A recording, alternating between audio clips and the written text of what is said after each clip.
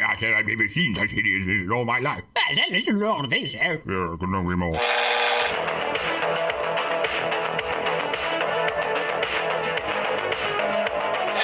Like a furry torpedo to the jugular.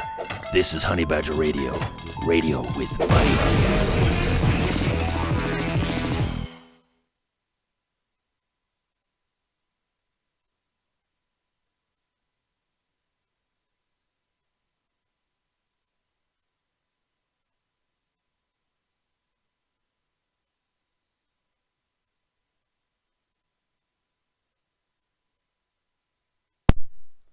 Oh, for crying out loud. So apparently, it doesn't like the link to the intro video now.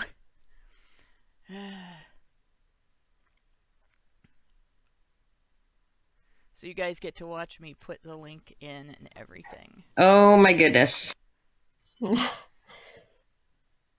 Yeah, it says this video doesn't want to play. What the fuck? What do you mean I can't lie in court? Hell hath no accountability gap like the accommodations given to a woman scorned.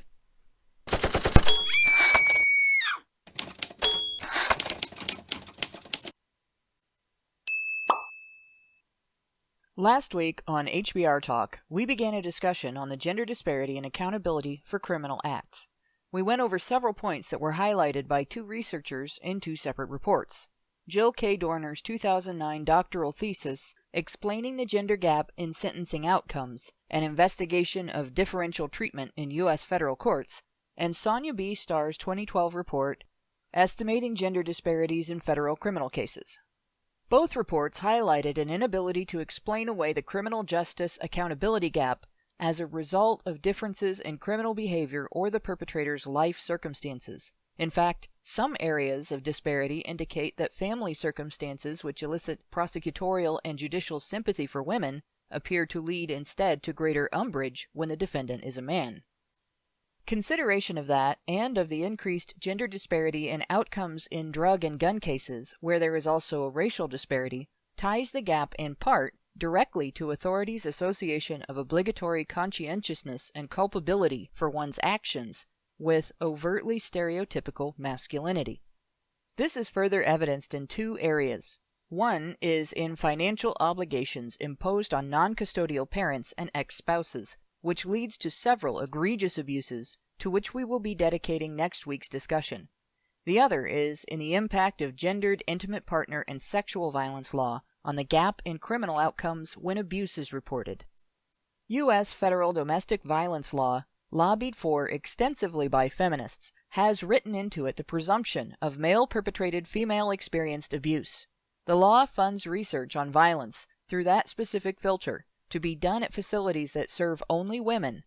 It mandates that law enforcement, prosecutorial, and judicial response also use that filter, and establishes tracking of statistics based on those responses.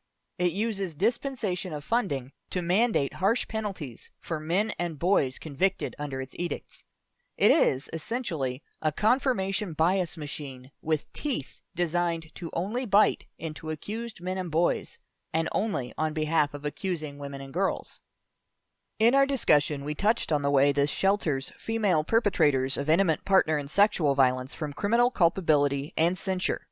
Emily M. Douglas and Denise A. Hines stated in their report the help-seeking experiences of men who sustain intimate partner violence, an overlooked population, and implications for practice, that men abused by female partners face severe barriers to justice, including failure of police to respond to criminal complaints, ridicule instead of assistance when police do respond, response ending in non-arrest of a demonstrably violent partner, and being treated as the perpetrator rather than protected from their perpetrator.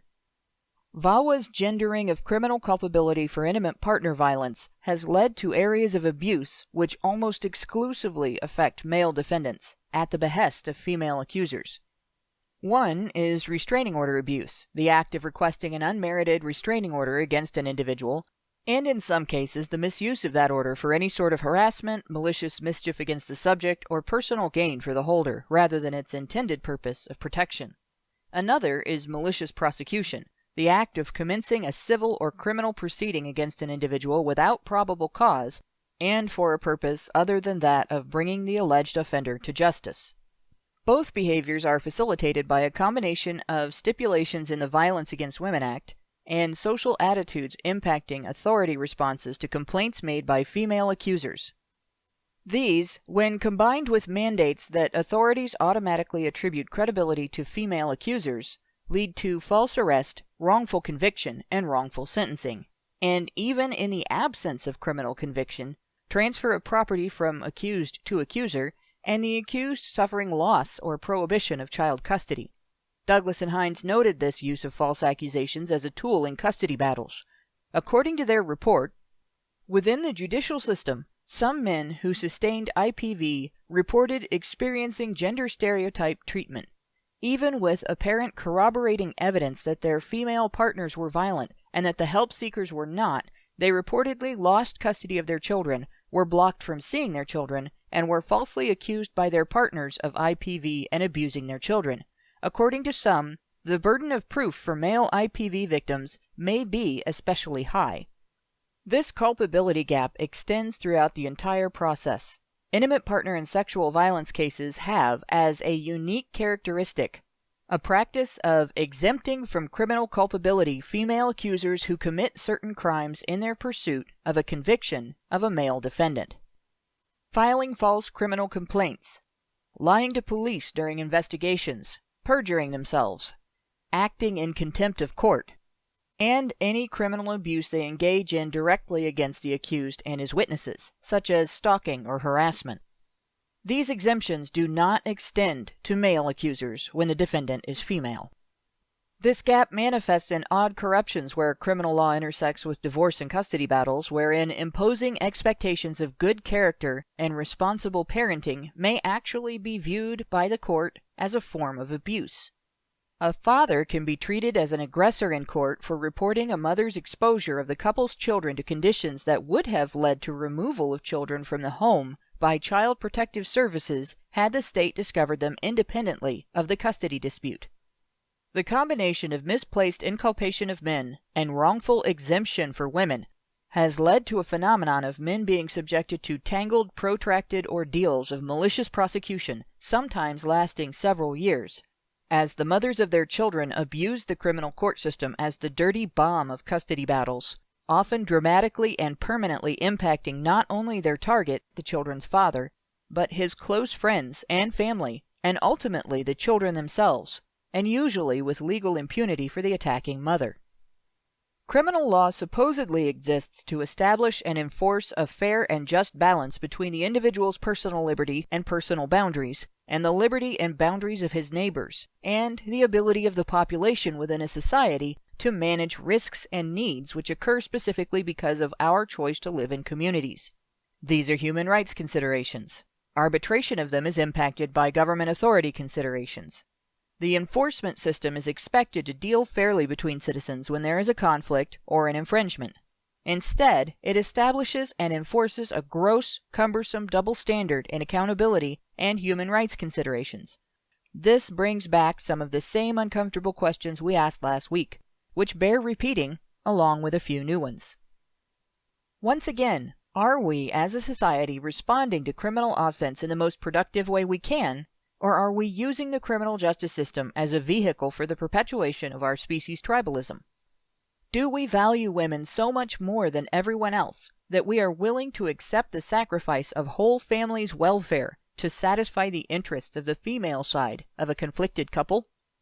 Or, once again, does society think women less possessed than men are of the self-control necessary to keep their behavior within the bounds of the law? Isn't having less culpability an indication of less capability? And wouldn't that indicate justification for restricting women's freedoms as one would those of children in order to prevent serious life-impacting errors? How does that fit in with human rights considerations? If we do not want to go back to treating women like privileged children under the law, perhaps we should move in the opposite direction.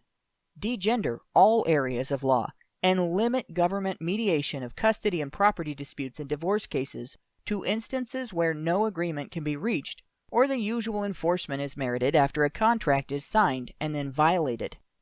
Why should we expect government entities to be the primary arbiter of citizens' welfare or interests, and more?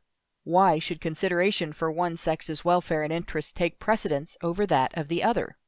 After all, isn't an imbalance in human rights considerations evidence of an imbalanced outlook on humanity?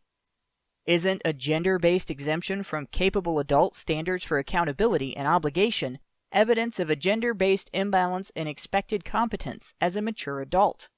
And in light of that, why aren't more women viewing the existing gap as an attack on both men's human rights and the perception of women's acumen and fortitude? Where is the massive female protest against this egregious set of prejudices? Oh, wait. They were busy protesting for government handouts and defamation of the male gender as deadbeats, abusers, and predators because they were traumatized by an accurate statement on gold diggers. That kind of gives the pussy hat a whole other connotation, doesn't it?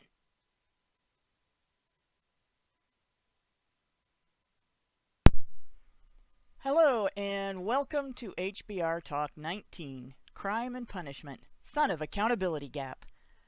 Just a reminder, if you want to join in the chat on YouTube, please go to the Badger Livestream channel. If YouTube is experiencing platform malfunction syndrome and won't let you listen, we're also on Twitch. And if you want to help us become immune to the authoritative censorship of YouTube and other platforms, consider becoming a patron at feedthebadger.com. After all, a big mouth's got to be fed, right? I'm here tonight with the Woozle Slayer, Karen Strawn, and that adorable specter of death, Prim Reaper, to continue last week's discussion on the gender gap and accountability in criminal justice outcomes. This week, we're going to begin with the stark difference in authority response to criminal partner abuse complaints and women's impunity in relation to crimes committed to promote legal action on false allegations. I'm going to throw this to my cohorts, my cohorts, yes, we're bad, with a reiteration of a question from the intro.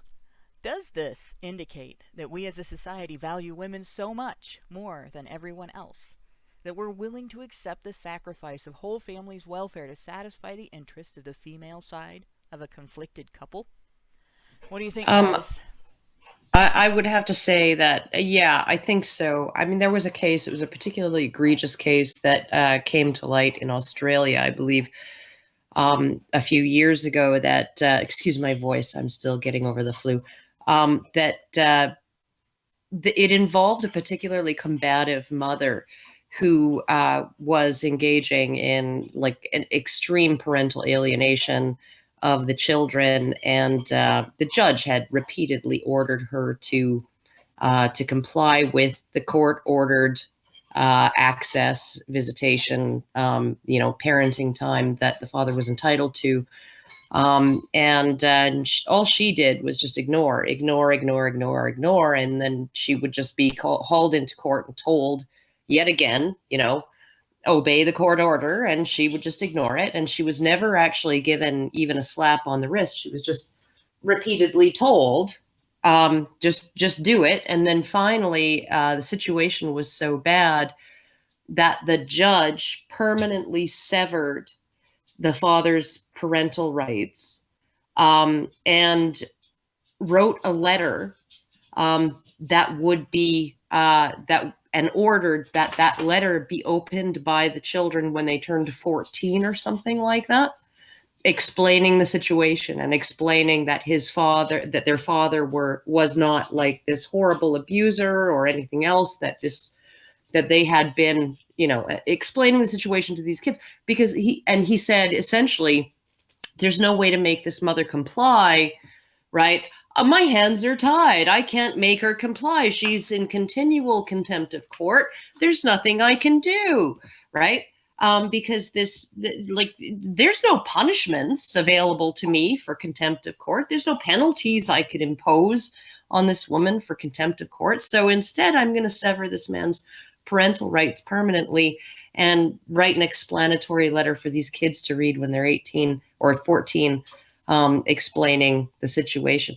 Like this is how ridiculous it has gotten. And again, I'm going to bring up that one article that I read on the National Organization for Men Against Sexism website, which is a feminist website, that essentially said that if the mother doesn't want you to have custody, the very act of you fighting for custody is an abusive act. You're actually abusing your ex-partner by fighting for custody. That's an act of domestic violence, right? So don't do it. If she doesn't want you to have custody, just go along with it. That's the only way you can go if you don't want to be an abuser, right? So I mean, like, things are so fucked up. And when I look at, some of these situations in the US where you have kids that are, you have a father who's in the middle of a custody battle with the mother. He's sort of, or maybe not a custody battle, but he's in and out of court, trying to have his parental rights enforced, his visitation rights enforced. He's a fit parent. He's been deemed fit by the court. And the kids are removed from the mother's custody by Child Protective Services. And they have a perfectly fit father there saying, I'll take them. And what does the state do? It puts these kids in foster care. And maybe it'll give the dad the opportunity to apply to get the kids if he goes through this lengthy parenting courses and passes all these tests and jumps through all these hoops to prove that he's fit, right? Which is absolutely absurd. He's the biological fucking father of the kids. Well, if that was ever done to a mother, it would be considered just the most egregious breach of human rights ever. Not to mention completely disgusting and unhealthy for the children. Like, what does that got to feel like? Being told that it would be better for you to go into foster care than to go with your own father. That's pretty messed up, if you ask me. Well, I think too. I mean, the idea, and this is something that comes up, and it's sort of one of these things that just because there was an issue with sort of trial by therapy, recovered memory therapy article at skeptic.com magazine that I read earlier, and one of the problems I think that gets overlooked in these kinds of recovered memory, false memory is what it should be called, yes. Issues. When you have, there's two victims here. Well, there's a whole bunch of victims, but there's two victims in these cases, right? It's the father usually who is being falsely accused of molestation or egregious abuse or whatever, right? And has to, go through hell to prove his innocence or ends up in prison. And then there is the daughter or son or, student or whoever, right? Foster child, whoever, who then goes through this process of, because if I, I really love my dad. I really, really, really love my dad. I adore him. He's just the most, and he was just unbelievably wonderful all through my childhood. He was like the greatest dad. He was the perfect dad for me. And maybe another person, a different kid, wouldn't have felt that way, but he was the perfect dad for me. And so if somebody were to tell me now that he was a serial rapist and convinced me that was true, right? That would be in itself a trauma. That would be excruciatingly traumatic for me to actually have to come to terms with the fact that my dad actually was, he's a horrible person, right? He did horrible things. That this man who I adored and idolized and looked up to all my life and admired, right? And loved and felt safe with, and all of that was this horrible, horrible monster, right?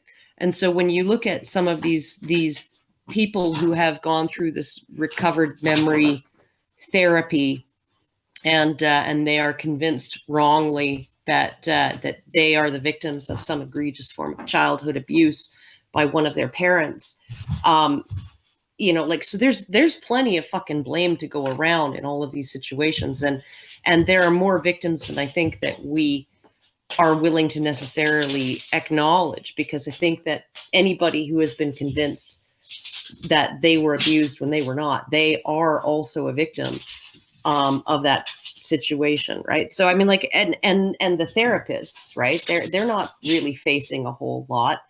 I thought recovered memory therapy was all done with after McMartin, but or after the fallout from McMartin, but no, apparently it was alive and well and kicking in 2011.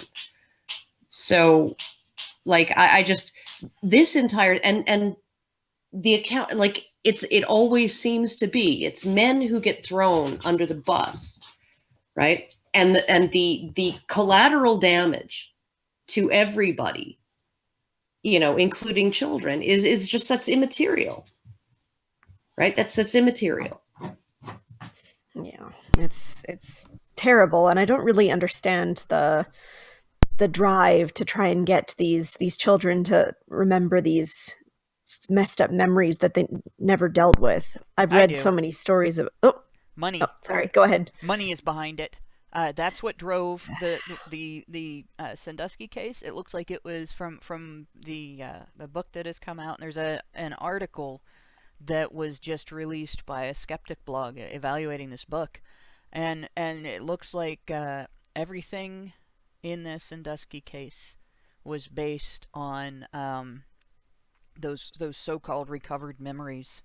And yeah, the only other thing, the only other piece of testimony or evidence in that case that was not based on questionable or questionable testimony, like that the person was, intentionally lying, or that the person was had been subjected to recovered memory therapy, and all of them having a financial stake in it because they were all launching a class action suit.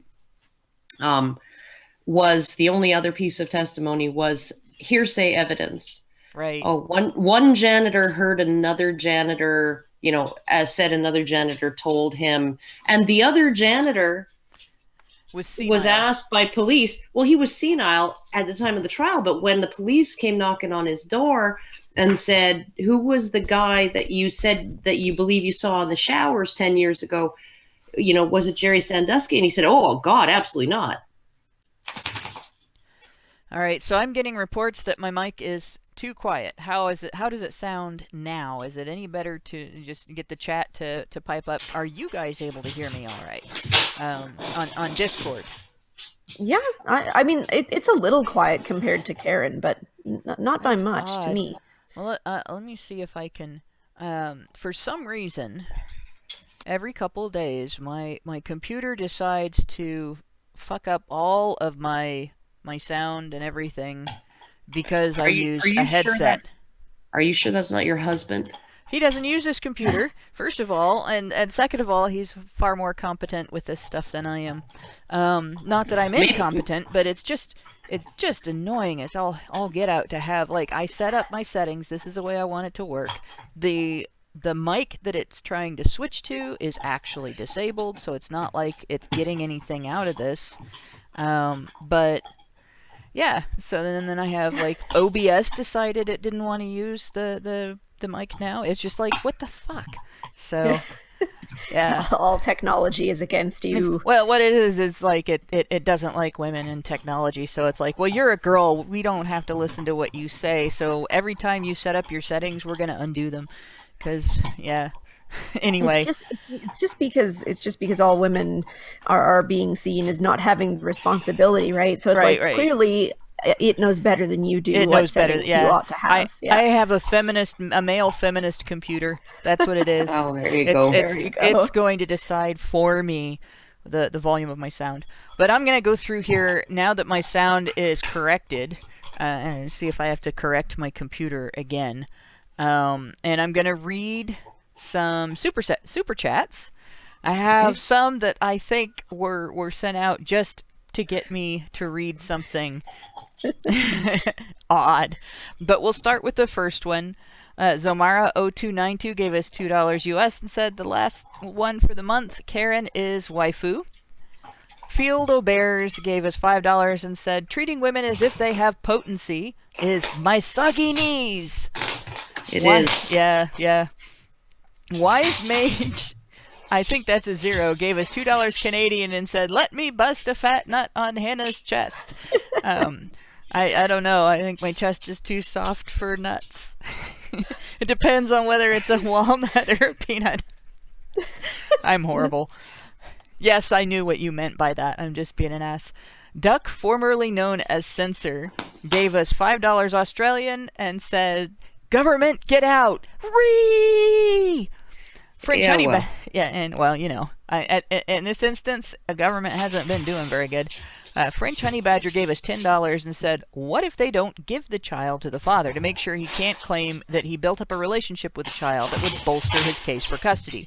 Well, that's actually something I would say is a very astute observation and serious consideration, because a lot of times when Child Protective Services takes a child out of somebody's home, their next step is to, like they put the child in foster care and then they start working towards selling the child through the adoption system to another family.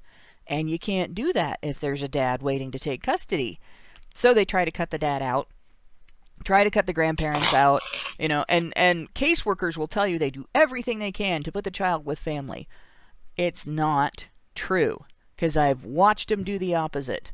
And I've watched them do the opposite when there are caring, competent family members who have their own children, who have custody of their own children, their own good financial situation. So they would not have any problem taking care of another child. So that's a distinct possibility. And part of it is because of the child support thing. They can get both parents to pay child support if they got the kids in foster care. But part of it is because they do have incentives to place children through adoption. Yeah, I will say in Canada it's not quite like that. They do go out of their way to find family to place the child with, and I know this because I know that like my ex has yet another child after our divorce, and she's I think 5 or 6 now, and she is in the custody of her grandparents, and like the mother was just completely unfit, and the child was taken away by Child Protective Services, taken into care, and then placed immediately with the grandparents. And I kind of looked at that a little bit askance, because it's like, okay, well, they did such a good job with the mother, raising the mother of this child, like, let's put another child in their care. But they do have, the grandparents are extremely good about essentially allowing my ex to have, essentially 50-50 time or more with his daughter. So he has her a lot of the time, and that's probably the only reason I'm not mad at him for not moving closer to where we live, is that he has this other child and she needs him more than my kids do at the moment. But yeah, the services, at least in all the provinces other than Ontario, I couldn't speak for Ontario because Ontario's particularly egregious in terms of family law and stuff like that. But in most of the other provinces, they will go out of their way to look for family, including a 19-year-old older brother or like a 20-year-old older brother. They would rather place, a child in that person's custody than in the custody of strangers, if possible. So, and I think that would be a better approach here in the United States too. But because the federal government has set up financial incentives for just exactly the wrong decision, and in a lot of cases, what we end up with is instead of considering the welfare of the child first and the mechanics of the system second, our caseworkers here consider the mechanics of the system first and the welfare of the child last. And then I don't know if their training sucks or if they like have to take a common sense type IQ test and flunk it to get their jobs or what. But I have seen some really like dumb things said. Like I had a neighbor who had a child who was not enrolled in kindergarten yet, but she was 5 years old. And other kids in the neighborhood who were 5 years old, and even some who were 4, were enrolled in the kindergarten. It was the beginning of the school year. Some kids enroll at as young as 4 years old and then turn 5 in the first month or two. And then there's other kids that turn 7 at the end of the school year. So there's an age range in there that's quite a variety. And they walked to school back then in groups of kids with older siblings and younger siblings walking together, kids from one home walking with kids from other homes, and there were not necessarily parents walking the children to school. It was 4 blocks away from the school, a small town, and that's the way the kids walked to school for years. And there was never any problem with it. Nobody ever had, we never had any situation where there was, a stranger around and the kids panicked or anything like that. The worst thing that came out of it was, like I said, in my neighborhood when I was growing up, we used to schedule fights at the park on the way home from school. I'm gonna kick your butt at 3:30 at the park on the way home. You better be there. Everybody's gonna think you're a chicken, And then you'd have your fight, and then it would be over. But this girl wasn't enrolled. She walked to school with the other 5-year-olds and went into kindergarten and sat down in an empty seat. And the teacher's like, you're not supposed to be here. Well, the moment that the mother had discovered she was not in the house, which was like right after she came out of the bathroom. She goes into the bathroom, daughter's watching TV. She comes out of the bathroom, daughter's not watching TV. She runs around the house, calls her. Daughter's not anywhere in the house. By the time she went outside, daughter was all the way down past the park, which was on the next block, walking with the other kids to school, including her brother, who kept telling her to go home, and so on. And so by the time the child was found, the principal was bringing her back from the school. And he handed her over to me because she recognized me. He didn't know who I was. He didn't know anything about me. I had said I was not her mother but a neighbor, and that her mother was looking for her. And it's such a trusting small town that he didn't have any problem with that. But then he turned around and went back to the school and called Child Protective Services. Child Protective Services investigates the household, finds absolutely nothing wrong. And I know because my parents were over there. They weren't going to let this young lady go through this alone.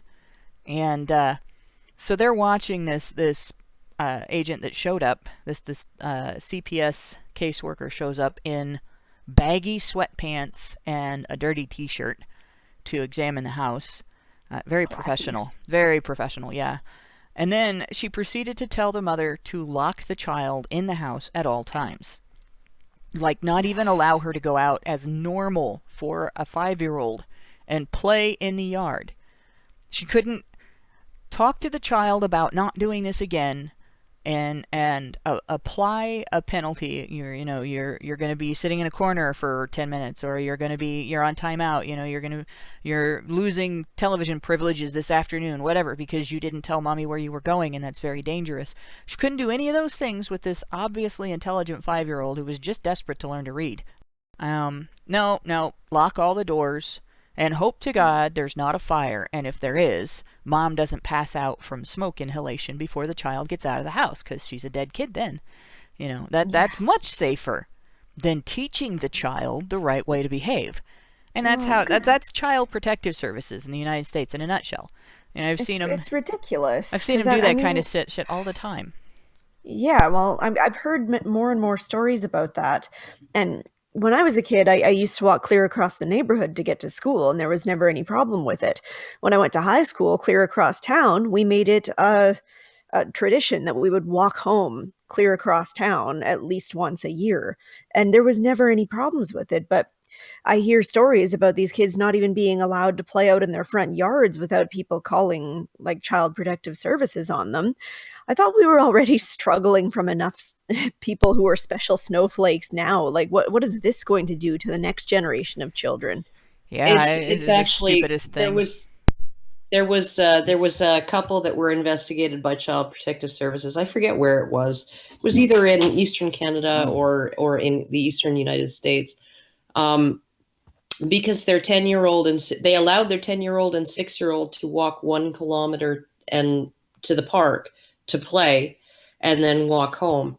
And nothing happened, right? And I'm looking at it like, okay, so when I was a kid, my mom would like make me some sandwiches, fill my dad's old army canteen, his World War II army canteen with water and ice cubes, and stick them in a backpack for me in the morning and in the summer during summer holidays. And so I'd be out the door at 8:30 in the morning on my bike with my friend Darren, and she'd be like, "Come home when the street lights come on," you know. And if I wasn't home half an hour after the street lights came on, then she'd start to worry, right? And it's like, so I mean, she wasn't expecting me home for lunch. Like I was gone for like, you know, sometimes like 14 hours, right? Yeah. All by myself at age 10 with my friend. She didn't worry. And you know, it's just like it's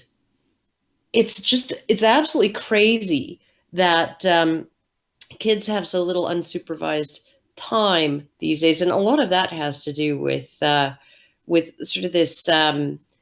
It is part of it has to do with the feminizing of an embracing of feminine values within, and I think that has a lot to do with just the general transference of power, and part of that is this sort of accountability gap, right? The hammer that that women have at their disposal to bash men with and just destroy them, right? That gives women much more leverage with even within an intact marriage to determine how these kids are going to be raised. And so you have usually you have two parents. Generally the mother is the I want to keep an eye on them all the time kind of parent, and usually the father is the, you know, go skin your knees and catch some frogs kind of parent. And you have this pulling in toward the mother's breast, I guess, of the children, and then she bubble wraps them and bubble wraps them to herself, right? And all of the activities the kid is into is engaging in are supervised activities, they're structured activities, they're organized activities. They are, you know, activities that are meant for, you know, learning or, you know, skill building or whatever, right? As opposed to just going and climbing trees or doing a like, oh, there's a dead body in the woods, right? You know, let's go find it or whatever, right? All of these, let's build a fort in the vacant lot with the construction waste, things like that. You know, so and but this is pulling kids ever more towards a solely maternal supervision style, right? And then that also is the same in schools, right? Because schools are so frequently just absolutely dominated by women up until the 6th grade, at least. In middle school, it starts to even out a little bit. And in high school, it's almost 50-50, right? But you have this very, very feminine, and it's because they have power. It's because women have power within the school system because they're the majority of teachers. Women have power as parents because they know that they can take those kids away from dad if they want to. They know they have that leverage. And even if they don't think of themselves as somebody who would do that, they still know they have the leverage. They still know that they are the primary parent, and they have the say. And before we were asking the question whether we're using the justice system, massive finger quotes, to further the ends of women, even at the expense of children, and not to mention everybody else. But this is a clear example of that. Like when I was a kid, people who have been watching for a while know that I had an abusive stepmother, physically and emotionally abusive, and I did as much as I possibly could to get out of the house and be away from her, pretty much anywhere. Like I could be at a bingo hall and it would be more pleasant than being near my stepmother. But to think that somebody these days could have that you're locked, that could have that the child services could have essentially laid down the law and said, yeah, you are now on a lockdown 24/7 with this person. Yes, exactly. And it just to think about that, it just makes me shudder. I wanted to get away from her, and I knew what I was doing in trying to get away from her. So for them to say, oh no, we know best, your stepmother knows best what's best for you, like the thought is just absolutely horrifying to me. You know, I had exactly the opposite. I mean, I had conflict with my mom when I was a teenager because I was an asshole. That's the truth. Aren't that's just we what all? It was. I was a messed up asshole. I had roid rage, but as a kid, like we lived. The town that I grew up in was on the Miami Erie Canal system, and there was the tow path that they used to tow the canal boats along, and so you could see like the canal bed, and there was a whole bunch. It was surrounded by foliage, and you could see little animals and all kinds of stuff. And we used to go walking along there, and when I was old enough to wander that far away from the house without mom, being around to make sure I didn't get myself killed, and which is funny because the times that I did almost get myself killed, I was like within sight of the kitchen windows. But anyway, we had watches. We were told what time to come home, and then mom would want to hear all about what we saw and what we found, and what a good time we had exploring the towpath and everything. And it was a bonding thing. You went out and had a good time. Tell me all about it, We'd get on our bicycles and ride across town to the local swimming pool. And, we'd go swimming for like 5 hours and come home on our bicycles. And mom would ask what we had done, had we had a good time and everything. And she sent money with us for food. And because of the way we were raised to handle our appetites, we ignored the pool food, got stamped out, rode our bikes to the local grocery store and got stuff and made sandwiches before we went back into the pool. So like we rode all over town at junior high age, and nobody would have said boo because of partly whose kids it was, and they all knew that my parents had taught us to take care of ourselves and we were not in any danger. And I mean, what kids turn down things like nachos and candy and potato chips and pop to go get sandwich lunch meat and milk and cheese. But that's what we did. And it's like if Child Protective Services had witnessed, say, the boxing ring in the backyard, the neighborhood boxing ring in the backyard, those snowflakes would have freaked the fuck out and taken all of the kids in the neighborhood from all of the parents in the neighborhood. And that was like they never would have better outcome. Oh yeah, like we never would have won the state championship in football when the guys got older, because they wouldn't have been so tough, so they wouldn't have had that experience. None of them that got football scholarships would have gotten, I mean, they might have. Some of them were pretty good players, and they had an awesome coach, just an amazing coach. But if he wasn't allowed to instill toughness in them the way that he did, because his coaching methods were rough. You weren't allowed to have long hair. He'd cut it off right there on the football field. Because he didn't want somebody else to get a hold of your hair and drag you down by the neck. And, he was a tough coach. Then the students, like, today they would complain. And parents would be like, oh yeah, you don't have to deal with a coach that tough. You can quit football. Or they would complain to the school and stuff like that. The way kids are raised today is entirely different. And it is creating a problem of not necessarily kids that are wimps, but kids that don't know how to engage their own toughness, kids that don't know how to tough things out. They could. They have the capability. They just don't know. They don't have the knowledge. And Yeah. that's a real shame, because that toughness is necessary for achievement. And Well, achievement, the that's ability to engage your capacity for achievement, is necessary to reach your income potential. So having the things that you want as an adult is predicated on learning as a child to tough things out. If we take that away well, from and kids, we're going to increase poverty a lot. Well, and when I look at the way my mom was, because I do remember one incident when me and my buddy, my partner in crime, my regular partner in crime, Darren, um, when we got into serious trouble, my mom actually spanked us both over this, and it was because we had these plastic. I think we were like 7 or something like that.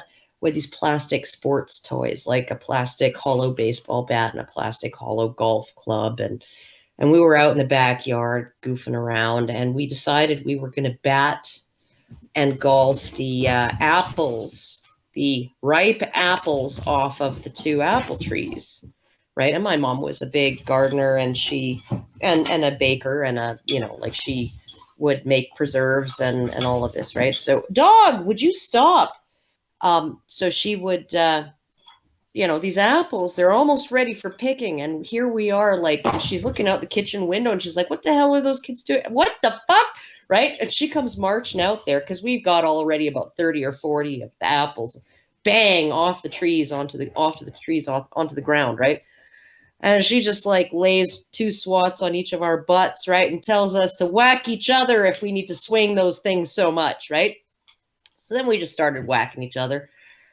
And I mean, like, it was just like I don't understand how, like, and even the whole idea, like, I don't think either of us even cried when she swatted our butts, right? Like, it's like, okay, that's where she's putting her foot down. Like, the swat on the butt it's not even meant to hurt necessarily. It's just a way of essentially drawing the line. This is the line that will not be crossed again, right? And so, I mean, like, it wasn't like neither of us felt like we didn't feel traumatized or abused. We just kind of looked at her, looked at each other, and then started whacking each other with these toys, right?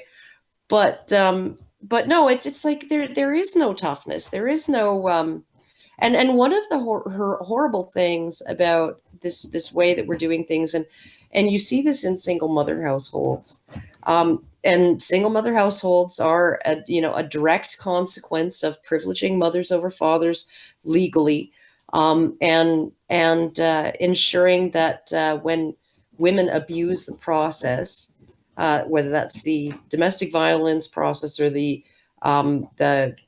family law process, right? When they abuse that, they face no consequences, right? So I mean, like, a lot of the custody arrangements right now, and you can say, and feminists will say, oh, well, only a tiny minority of cases even go to a judge and get decided on, and in those cases, right? And it's like, yeah, okay, and most of the cases are decided between the parties. Well, yeah, but any lawyer is going to tell you, okay, if it goes to the judge, you have no chance, right? If you're a man, right? He's going to say, if you go to a lawyer, you have no chance. You have like almost 0 chance, right? And it's going to cost you a ton of money, and you're probably going to lose anyway, right? So to act like that small minority of judgments of precedents has no bearing on what people decide in mediation is absolutely fucking retarded, right? So we have this entire system set up, right, that privileges mothers, and that actually leads to serious harms for children. Because one of the most interesting things that has been discovered recently in sort of the child psychological literature is that it's not giving empathy that teaches children how to empathize. It's not that kind of mother love that teaches children empathy. It is boundaries, and it is and the slightly more distant, right, the slightly less close relationship between fathers and children, where there are fewer boundaries, they're enforced more strictly, and the father actually is a little more distant and a little more, oh yeah, toughen up. Oh yeah, no, mind your head, right? My dad used to say, mind your head, bohunk, when I bonked my head. Because my mom's Ukrainian, and he called us kids bohunk as an endearment, because we were racist that way, I guess.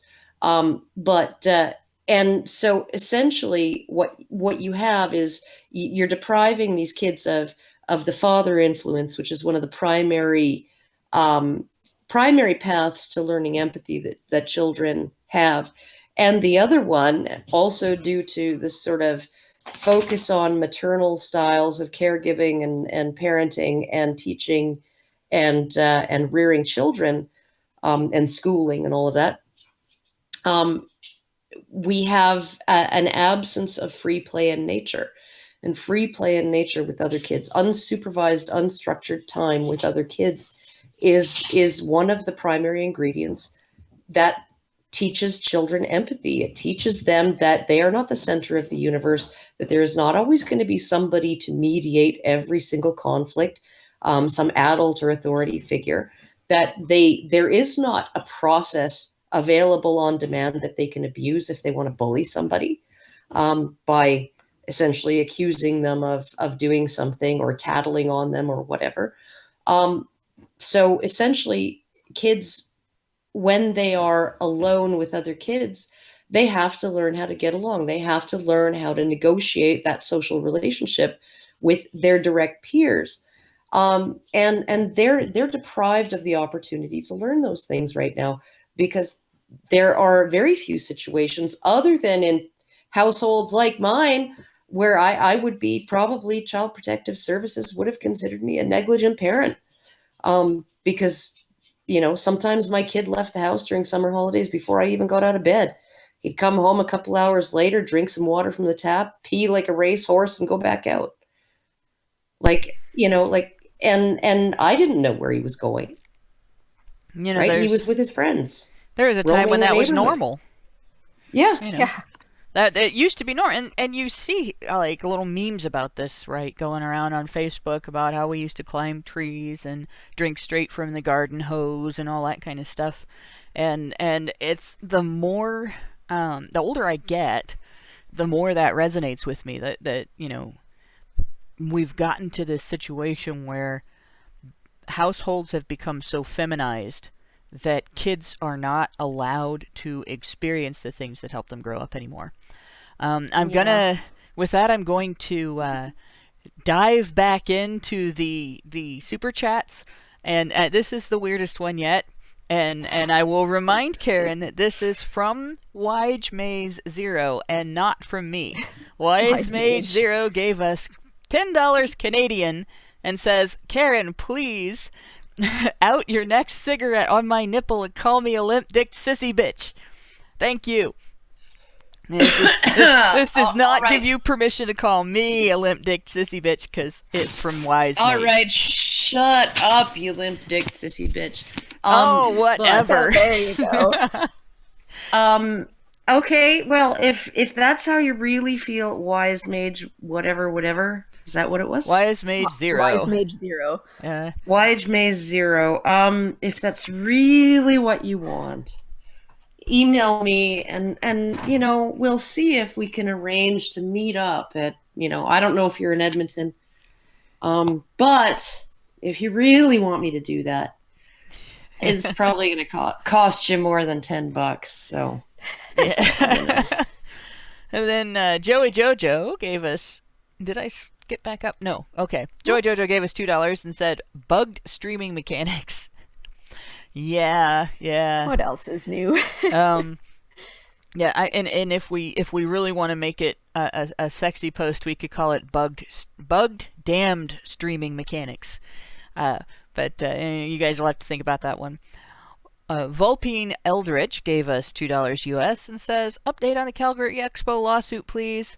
The answer is we're in communications, and we really can't describe the communications After the 15th, there should be more information, but before the 15th, this is really all we can say. And I know everybody's on the edge of their seats, and because we're in a holding pattern after not having to go the rest of the way with the trial. But we can't really say anything else. We can say because we're in a holding pattern right now.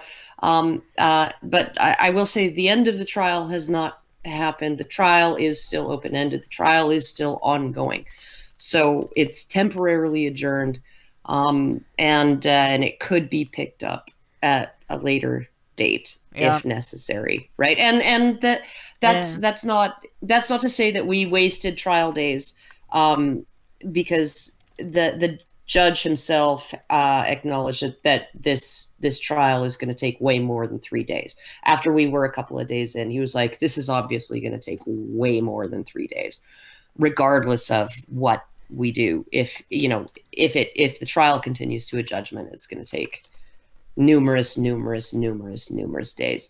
So just because of the complexity of the case and the amount of testimony that needs to be given. So, and the evidence that needs to be gone over. So essentially, that it's temporarily adjourned, and we can pick it up if necessary. We have to.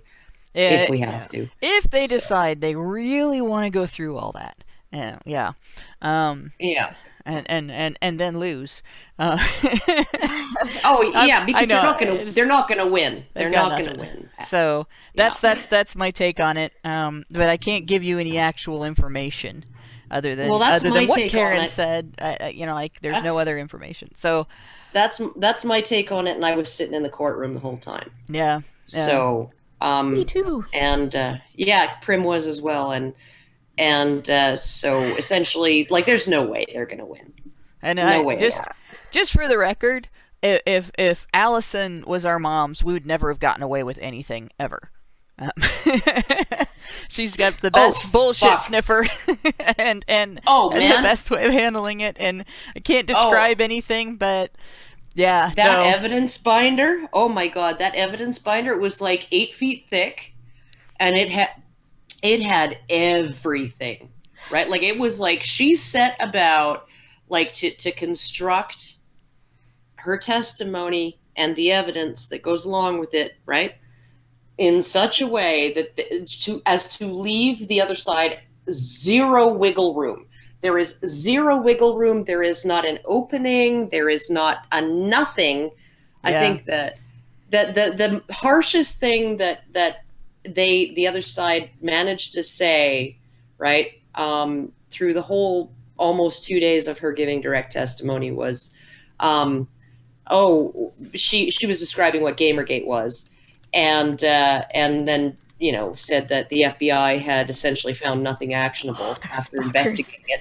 Yeah, and he said, and the opposing lawyer, and I can say this because it's all on the public record. The opposing lawyer stood up and said, "Well, I have to wonder about a group that would be investigated by the FBI." Yeah, if you're drawing the ire of the FBI, then maybe you're dealing with the wrong people. Maybe there's a problem, and it's like, because this isn't a case about people being lied about in the media or anything. Yeah. Right? No. Like, of course not. She's literally laid out a case that she's been lied about in the media and been accused of all of this wrongdoing, that none of it is true. And he's like, well, if you're being investigated by the FBI, right, you're probably guilty. And it's like, what? Like I don't think the judge bought it. I don't think it made any impression on the judge at that point. We were far enough along that I think. Yeah, no, I think that the other side, they have no case. They know it. They have no evidence, and they know it. All they could possibly do is cross-examine, but I don't think that they actually have a case to present.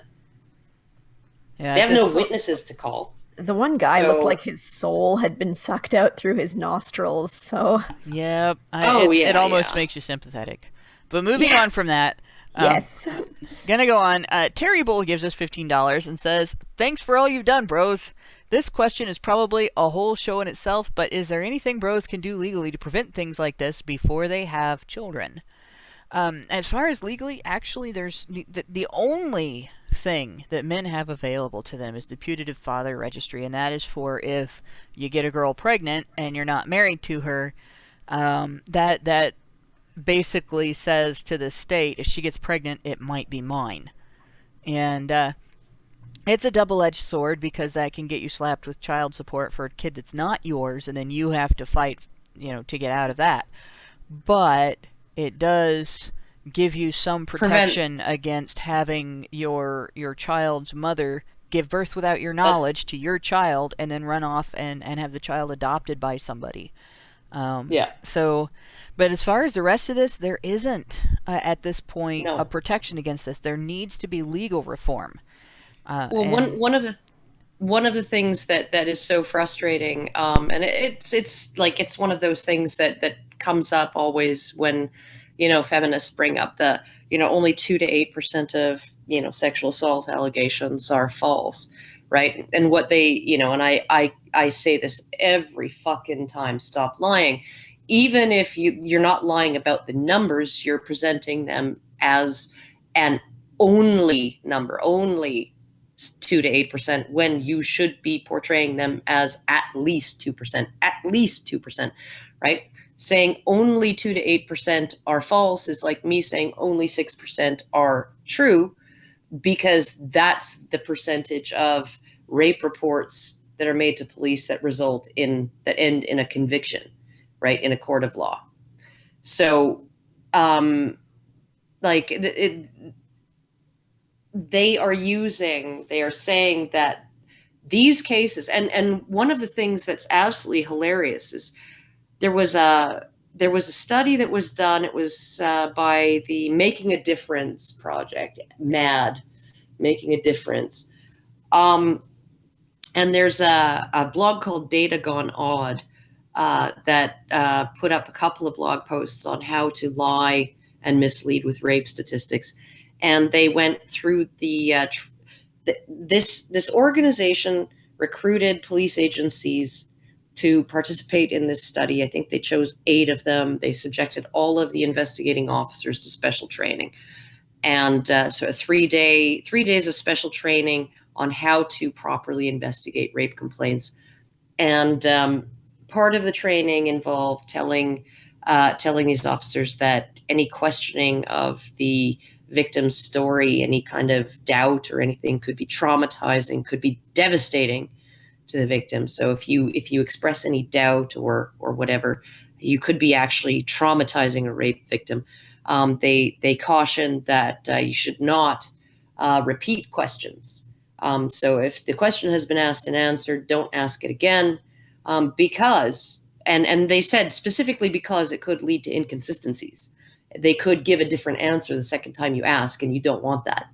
Okay, and basically that the training said that there's really no mandate to prosecute women who lie about rape, and so taking a claim that you feel is dubious, taking a complaint that you feel is unfounded, probably false, right, and investigating it in the direction of trying to determine that it is false, right, that's a waste of police time.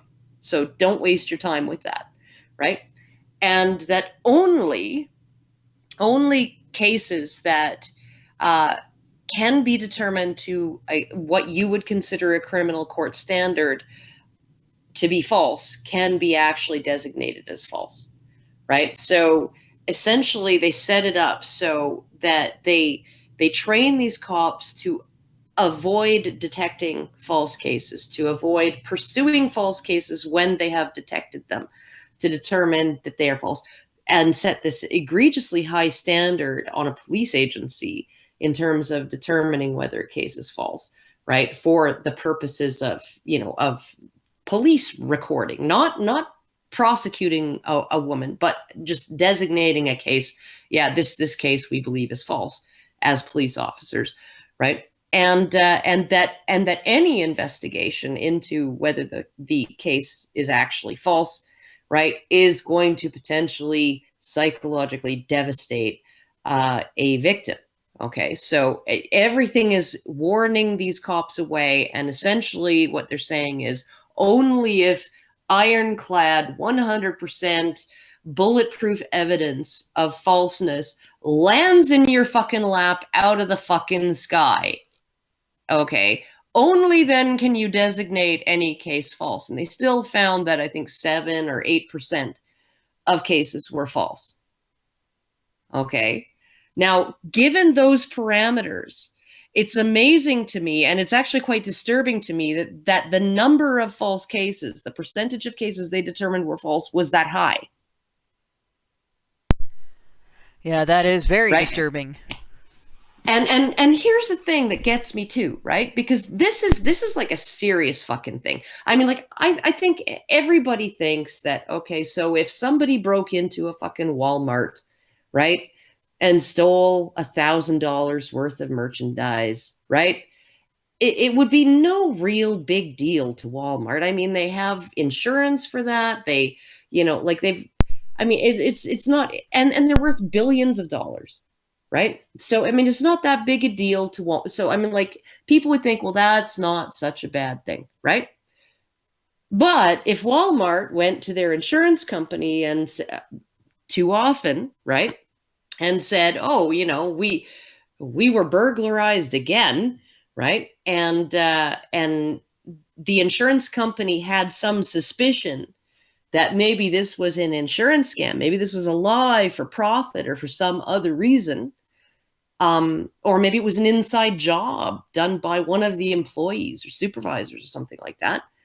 The insurance company would investigate so that they wouldn't have to pay out that $1,000, right? They would literally pay somebody to investigate to make sure that that wasn't a false claim, right? You get in a car accident, your car gets stolen, right? If there's any suspicion that you might be not 100% on the up and up, they're going to investigate you. I have my sister's ex-husband had a car accident where he was injured. He got a closed head injury, and it was not his fault. And the insurance company put a private investigator on him to follow him around for 3 years while they determined whether his claim was, worth paying out on. Right? Whether they were liable for that, whether they actually had to pay that money. And this insurance company is worth billions of dollars, right? And they're looking at, this guy, he might want $100,000 or something like that for the head injury that led to a ongoing disability, right? Well, we're going to put somebody on him 24/7 to make sure he's not out shoveling his snow or not, working or not, doing different things, right, that he says he's not able to do, right? We're going to investigate that, right? So, I mean, like, insurance companies invested, in the bar that I just bought 2 months ago burned down, right? And I want the insurance money for that. Oh, they'll investigate that. They'll fucking investigate the shit out of that, right? Because they know that you have something to gain, right? And yet everybody in the fucking system knows that a woman who makes a complaint of domestic violence or sexual assault against her husband during a custody battle, she has something to gain. What she has to gain is the primary assets of the marriage. And the primary asset, the number one primary asset, is the children. The second primary asset is the house, right? Which is the children's residence, which she will get if she gets the children, right? Everybody knows that she has something to gain by lying, right? And nobody wants to investigate it. Nobody's looking to see if she's defrauding the system. Nobody fucking gives, like, they'll fucking do it over a $7,000 fucking vehicle that you claim was stolen. They'll look into you. They'll try and figure out whether you fucking drove it out into the middle of nowhere, ditched it, and freaking claimed that it was stolen so you could have replacement value. They'll do that.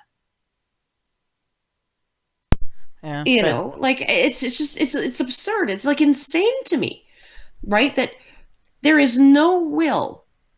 There is no will on the part of police. There is no will on the part of prosecutors. There is no will on the part of the public and the politicians to press for this, to press for some kind of determination that when a woman is lying, I mean, because you even have women that we know were lying. There is a will among the police. Hofstra, we knew. This is something, she was lying. Karen, this is something that is important. Counseling. This is important. There is a will among the police, okay? The cops hate being lied to, and they hate having people come in and pull their chains. They want to protect the public from actual criminals. They want to pursue actual crime cases and not lies. And when someone comes in and falsely reports a crime, and they go through and they have to deal with all of the ins and outs of an investigation and all of the paperwork and all of the footwork and all of the time spent and all of the emotional labor of dealing with somebody who is faking being traumatized, that takes a lot out of them. They hate that. And I would hate that as well, you know, if that happened in my job. But the cops that had to deal with the vexatious litigant in the 7 years in hell case, the vast majority of them went through a process of starting out gung-ho, we're going to get this guy for hurting you. How dare somebody beat on this poor innocent woman? You know, how dare somebody harass and sexually assault this poor innocent woman? And as it goes forward, they figure out that she's pulling their chain, and they've wasted all these man hours and all of this emotional input and all of this intellectual input on nothing. And they're not going to achieve protection of anybody, and they're not going to get a criminal because there's no criminal involved on the end that they're allowed to deal with. But they got a leash on them. They can't go after her for lying. The state doesn't want them to.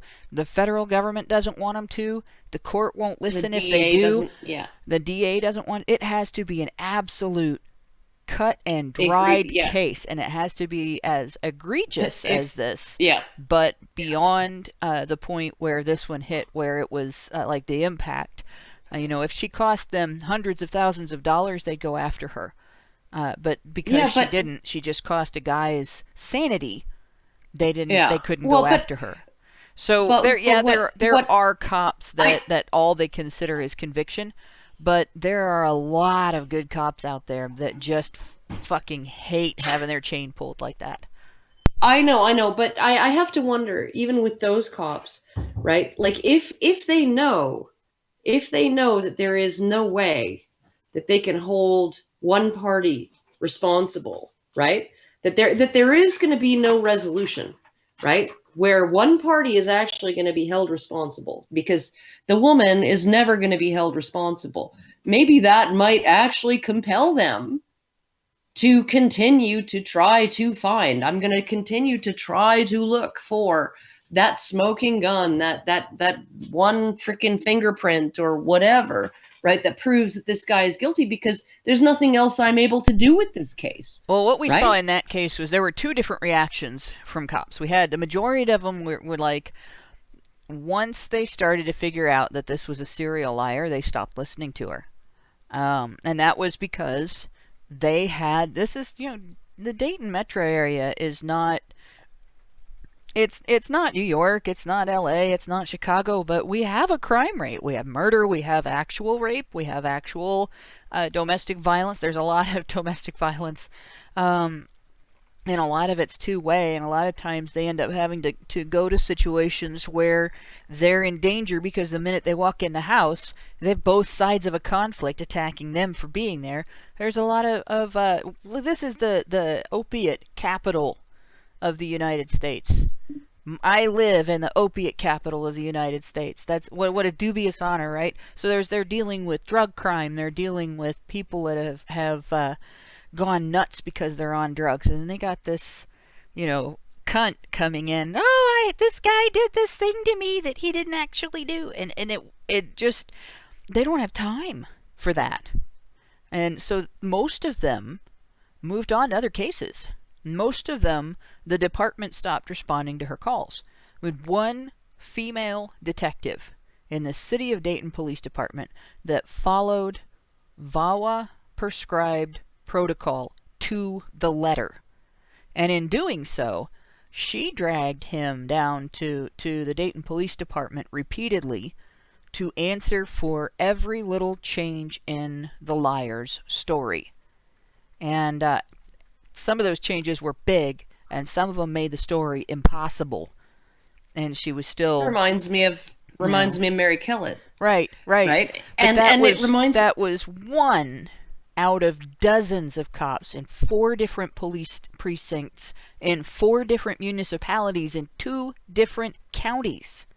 So it's not a majority of cops that want to go after people who didn't do anything wrong. It's a majority of cops that get fed up with stuff like this, and their hands are tied. Yeah, I know they are, because prosecutors won't do it.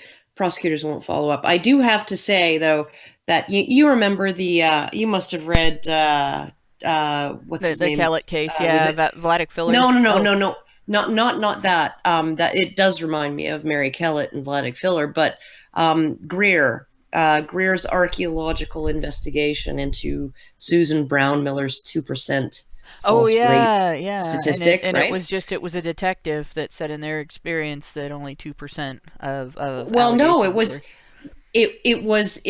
that a specific precinct in New York City, in a specific district of New York City, after they had brought in all female sexual assault investigators, found that only 2% could be classified as false.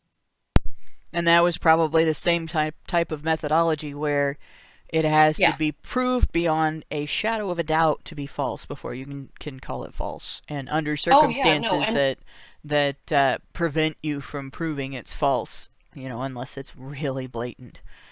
And it's absolutely what I find hilarious, and I think everybody here should also be following Diana Davison, and should actually go look at. She did a panel discussion through Cafe with Andre Marin, who actually publicly lied in a news article about the nature of Bill C-51, 2017. He essentially lied about the nature of the changes and what those would actually enact publicly as a lawyer, which is really egregious.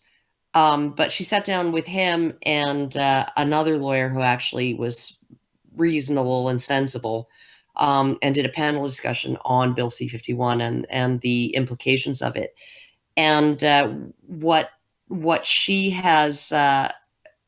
been looking into has been because there was another bill, and it was actually quite quiet in Canada, and it was passed. It was fast-tracked through the Parliament and passed unanimously. It was a unanimous vote. All parties voted in favor of it. It was proposed by Rona Ambrose, who was leader of the Conservative Party at the time, it was her last big thing. It was her last big hurrah, and then she announced she was probably going to be stepping down from politics after this term. But it was to essentially make sexual assault sensitivity training mandatory for anybody who wanted to be a judge, who was a candidate for the bench. Before they could be appointed to the bench, they would have to go through this training. Right. And when you look at some of the stuff that Diana has pulled up in terms of the Robin Camp case, Robin Camp was a judge who was disbarred. He wasn't disbarred. He's actually fighting to keep his lawyer's license, his license to practice law.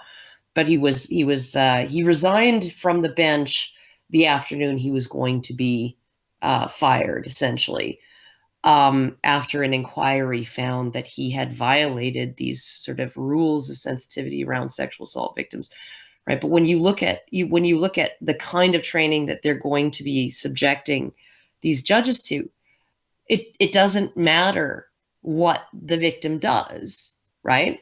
I mean, you start off essentially naming that person as a victim, not a complainant, and it doesn't matter what the victim does, right? If she withdraws into her house, she's a victim.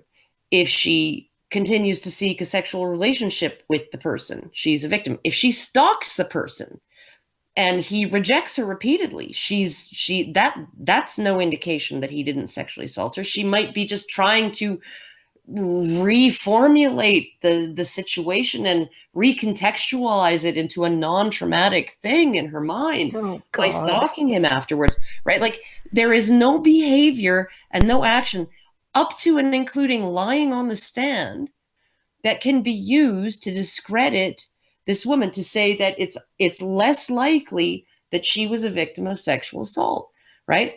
Like, every single behavior a woman could possibly engage in, including flashing her pussy at strangers in public, and, shaving her armpits or not shaving them, or using an umbrella on a sunny day, right? All of these things are indicative that she's a rape victim. None of them are inconsistent with rape, right? And so it's like, this is what the training is going to do. So there are other changes that will essentially make it virtually impossible for a man to advance the defense of innocent but mistaken belief in consent. Like, that is off the table. All kinds of fucked up things. Right now in Canada, according to legal precedent, if I go to bed with my boyfriend and I say, I want you to kiss me awake in the morning, and he does that, he's sexually assaulted me by default, because the moment I fell asleep, my consent was legally vitiated. God, that's ridiculous. It is. It's insane. And it's a situation where, like I said, we've gotten to where we're starting to treat women like privileged children again.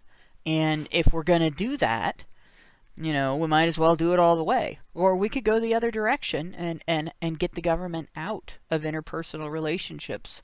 And basically, if something would not be an assault, if people who were not in a relationship were involved in it, then there's no reason to consider it an assault just because you're in a relationship.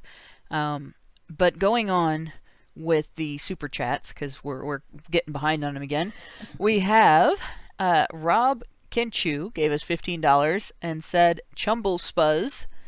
Thanks, Rob. and Prim typed in the chat that you're a smartass. So you are. I will say this: it is always better to be a smartass than a dumbass. So that you always take being called a smartass as a compliment. Very true. It's a term of endearment. It's there okay. We go. And then Mark the Atheist gave us $2 and said, heads up that the streaming channel stream is down. I've been looking at it and it's definitely having hiccups. If you're having difficulty watching the stream on YouTube, go to Twitch, because we seem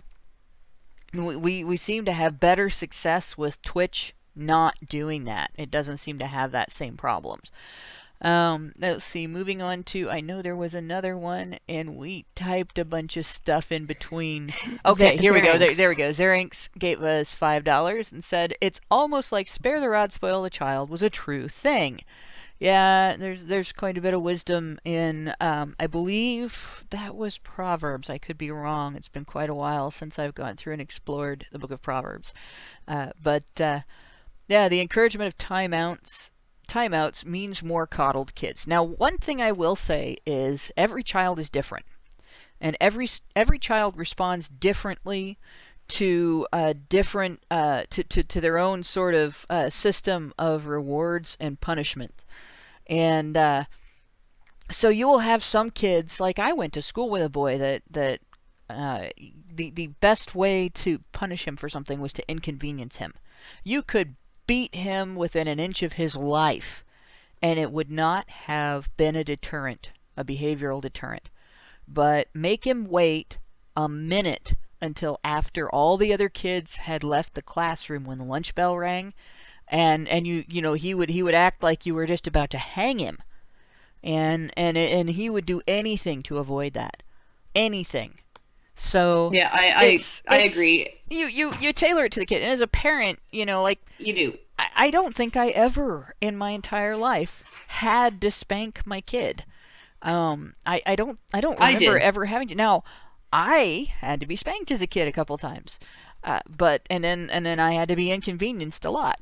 But no, my son, the way we dealt with things like, you know, I taught him through examples, and I taught him through getting him to analyze things, because from the time he was a little kid, he was doing that. And it's different for each of the kids, you know. The girls each It had is. different things that affected their learning, and so spare the rod, spoil the child is a true thing, in that you must set limits for your children, you must make rules for your children, you must teach them the reasons for those, and teach them to set limits for themselves and assess their environment and their interests and their like the community they're in and everything, and make sure that they are able to live and work and play within that community without getting themselves in trouble. And that's Well, with like you do that your and own way I'll say and your kids' I'll, I'll way. say I'll say too, right? Like the whole thing that timeouts are like some kind of get out of jail free card or get out of a beating free card. Like my oldest, he like we tried timeouts, and at first, you know, because it's like he's a year and a half old or whatever, and he's, you know, repeatedly done something and won't stop, and so and you take the thing away from him, or you take him away from the thing, and he goes right back to it. He thinks it's a game, and he's not taking you seriously, and so you put him in a timeout. And for a year and a half old kid, that timeout would probably be like what, a minute, right? A minute in an isolated place like his bedroom, with the door mostly shut, right? Sat on his bed, and we did that once, and he was like 45 minutes or an hour later still hyperventilating from how upset he was over being put in his room alone, like that, and like over the social isolation. And it wasn't that he was like afraid of being alone, because he was alone. He would go into his room and play by himself all the time, but to be put there, right, and told to stay there, oh my God, right, that was like the social rejection was just absolutely devastating for him. A swat on the seat of the pants through his diaper wouldn't even make him cry, but it just essentially put him on notice that, yeah, no, like, I'm serious, right? And I didn't do it often because I didn't have to, because he wasn't that kind of kid who really violated boundaries very often or got into mischief very often. But essentially spanking was less traumatic. It had less of an impact on his psyche than putting him in a timeout. So we switched to spanking for him. Yeah, we had, with my household when I was growing up, my brother and I were dramatically different in what we responded to, and my parents quickly figured out that for a lot of things, the best punishment was for me to have to make things right, and admit that I was wrong, because like I am, in admitting I'm wrong, I'm very much like that boy in my class was about being held back a minute from so you're last in the lunch line, you know. I just like, I have to be 100% sure that I'm wrong to admit that to admit it, and then I hate it, I absolutely hate it. For like, I go through about, you know, a half hour to an hour of being annoyed over it before it's like, oh hey, I learned something, that's cool, you know. And so that was a big one for like, okay, so what did you do wrong? What should you have done? and why was it wrong, and why should you have done the thing you should have done, or if I wronged a person, then I had to go and make things right with that person and things like that. If I broke something, I had to replace it or fix it or whatever. My brother, a lot of times, he would just do that on his own. It wasn't a punishment for him. It was just, he was just responsible for doing that. He had to do it himself. It was, but and there were certain things that would have hit the level of abuse with him that wouldn't with me. They could send me to my room and I would just sit in there and read. It wasn't even a punishment. Making me go outside was almost a punishment. But my brother, if they had grounded him, it would have been torture. And like, he was an outdoors kid. He was a kid that liked to play with other kids all the time. He was very social. So grounding him would have actually been worse than beating him. And a lot of times with him, he was very much like my son, where you go through and he would analyze the situation. And they would take him through analyzing the situation, and then they would apply a sensible penalty. But it didn't really matter so much what the penalty was as it was that he had gone through and considered all the angles and figured things out for himself. And like, each of us had when we were real little, having to get taught that mom and dad were serious with a swat on the butt. But for the most part, like, once we got older, it was a very dramatic difference. Like, for me, being embarrassed was that kind of torture. For him, being trapped in the house was that kind of torture. And so yeah, penalty for a kid is a very different thing for different kids. But moving on, we have John Taylor gave us £5 and said, "Great to see Karen back. All eyes on Scotland for today, Friday, as it's Count Dankula's final trial." Speaking of speech, the importance of speech. Oh God, yeah, fuck. Good luck to him. Jesus. I'm gonna go watch his Hitler Pug video before I go to bed tonight. Just in honor solidarity.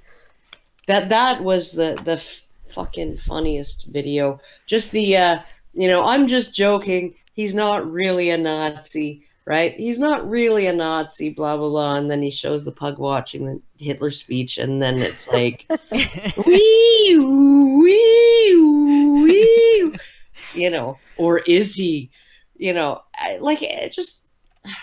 I can't even fucking believe that that's a thing. And what I found hilarious was he said that, he had a neighbor who called him a Nazi, right? And then, like, he and his girlfriend were going out, or his fiance or whatever, were going out to the grocery store, and she yelled at him that he was a Nazi. And he was just like, oh, whatever, right? And went to the store. And then he came home, and she had dumped a bunch of garbage and dog shit on his front porch, right? Oh, God. And he called police, and they weren't concerned with the actual dumping of the garbage and dog shit. They arrested this neighbor woman for calling him a Nazi. So the actual damage, the mess that he had to clean up, and the dumping of the improper dumping of trash, and the welcome mat he had to throw away. Yeah. Well, and like illegal dumping, right? In some places, that's jail time and a huge fine, because you are putting trash where trash is not supposed to be, and it can put nasty things in the water table, and it'll cause all kinds of other problems. But it's okay that she did that. Just, she called him a Nazi. Shame on her. That's ridiculous. Jesus Christ. But literally, like, isn't the whole fucking case against Count Dankula that he's, like, promoting Nazism via his That's what pug? I thought, Or yeah. his girlfriend's pug? Like, Yeah, so it's really stupid. So isn't that whole case based on the fact that he is a Nazi? Like, I don't...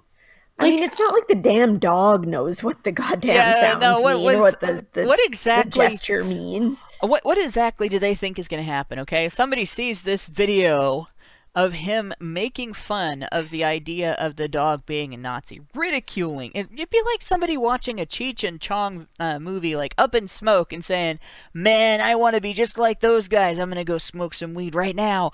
Because I mean, the whole point of the movie was because Hitler in springtime or whatever. Springtime for Hitler in Germany. Yeah. And wanting to become a Nazi. Like, are you kidding me? They think that's going to promote, but they're not upset about the videos on YouTube with ISIS members trying to recruit little boys. No. It's the guy that teaches his dog to make fun of Nazis. Well, I know, like intent fucking matters, assholes.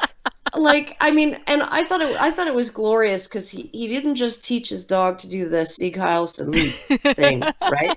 Which is just all that had to do. All that was teaching the dog that Sieg Heil also meant shake a paw. Yeah, right? Yeah. Okay. He also taught the dog that, gas the Jews also meant, do you want to go for a walk? Right? Because the dog would be like lying there sleeping. Oh, that's ridiculous. Lying there sleeping, and he'd just go, gas the Jews, and the dog would be like, oh, what are we doing? Oh, I'm excited now. Right? And it's just it's like those whispering, just like, gas the Jews. And he would just shoot right up. And it was just Sometime take a minute and do a search on YouTube for dog hates or cat hates, and just leave it an open-ended search, and you will find like people's names, politicians' names and stuff like that after dog or cat hates. And you'll see these videos of somebody, like there's a dog or cat hates Justin Bieber, and they show a picture of Justin Bieber to the animal on their phone, and the animal attacks the phone. It might just be that the animal hates the phone itself because it makes a nasty noise sometimes, and you don't know exactly because they don't show any of that. But it's politicians. I don't think we can understand. There's the Chihuahua that reacts insanely to the word diarrhea. You say diarrhea, and the Chihuahua goes ballistic. So it's silly to take a piece of training like this, which is kind of hilarious, actually, and then treat it like something has been accomplished by it. What you find is that these animals will do this with all kinds of things. Of course they will, and it's like it's impossible to get into the head of a dog and figure out why the hell she thinks that human ears are so sexy that when she licks them, she needs to start humping things. It's a weird one. I don't understand why my dog does that, and I feel very dirty, violated. I feel like I need to scrub myself with some lye and a wire brush. The dog clearly needs sensitivity training. And I need some professional counseling, because sometimes my dog, when she lies, because she acts like a cat and she lies on the very back of the couch, even though she's way too big for that, right next to my head, and then she'll just start licking my ear and then start casually humping the couch cushion. And I just, it's very traumatizing. Jeez. Karen's got a rapey dog.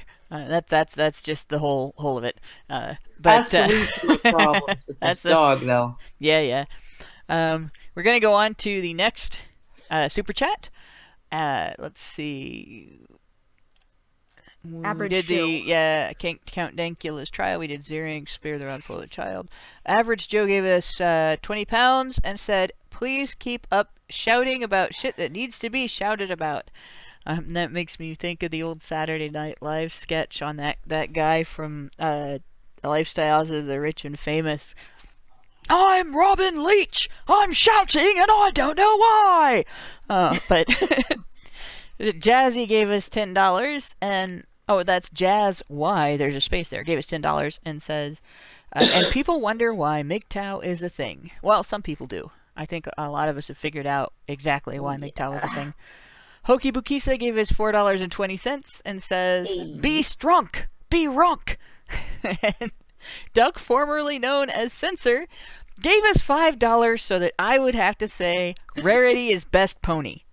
I'm not contradicting anybody that thinks otherwise. This is Duck, formerly known as Censor's opinion.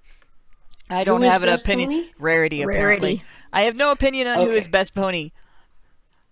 I No, think me too. the fan art of the Karen pony was best pony. Oh, You have to look that's that up very now. sweet. Really? Somebody said Oh, that they were God. thinking of making a prim pony, and I'm like, actually, that'd that be would be so pretty cute. cute. That would be adorable. Alec Ondosco gave us $20 and said, my dad was always retardedly partial to rather excessive spanking. Used to have a plaque on my wall he would use on my bare ass. Eventually got him in trouble because my mom busybodied. I have issues with him, but I hate her. And like that I've noticed happens a lot too. And this is something that is another issue that we'll probably go over on another show in more in depth. There seems to be a pattern, and it's a rather widespread, unnecessary, ridiculous pattern of women foisting disciplinary responsibility off on their husbands and then criticizing how they do it. And like, it's one thing, you're going to say, well, no, wait till your father gets home. Okay, if you're going to do that, you don't get to tell him how to do what you're dumping on, the responsibility that you're dumping on him. It sucks to be the disciplinarian.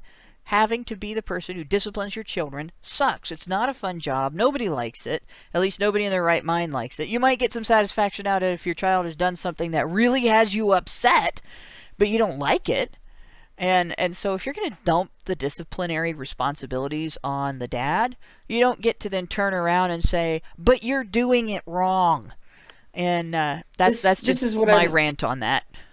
This is what I loved about my mom was every once in a while my dad would come home from work and my mom would greet him at the door before he even came up the porch steps. She'd be at the door with one of us kids and essentially just say to him, take this child before I kill it.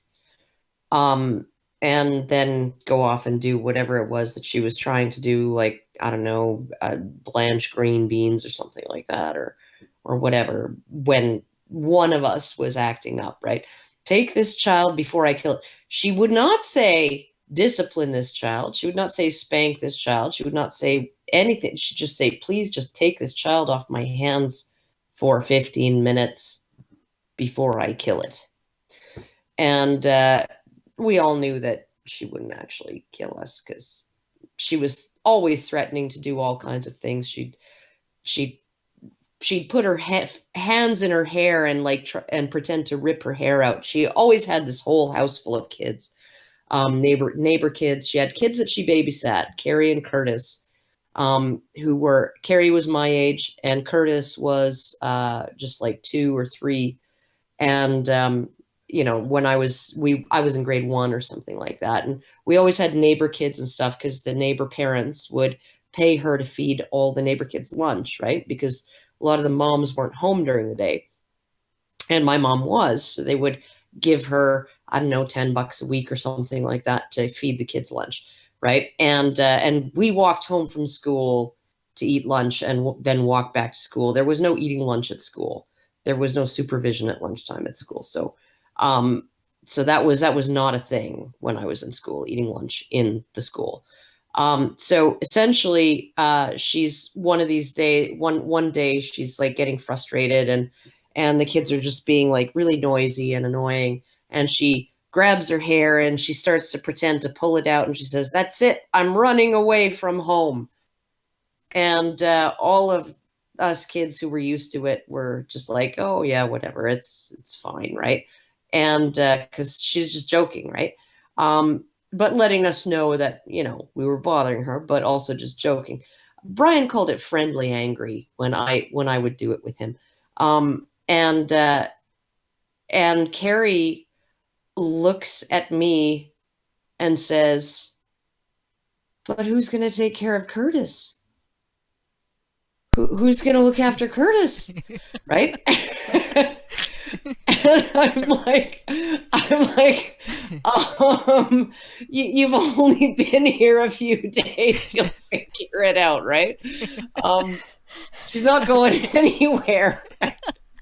But Like he was just like, oh my God, because when my mom says things, she really means them. But like, it's just like when I would threaten with my kid, my youngest, when he was like 10 years old, stop that or I will rip your arm off and beat you with it.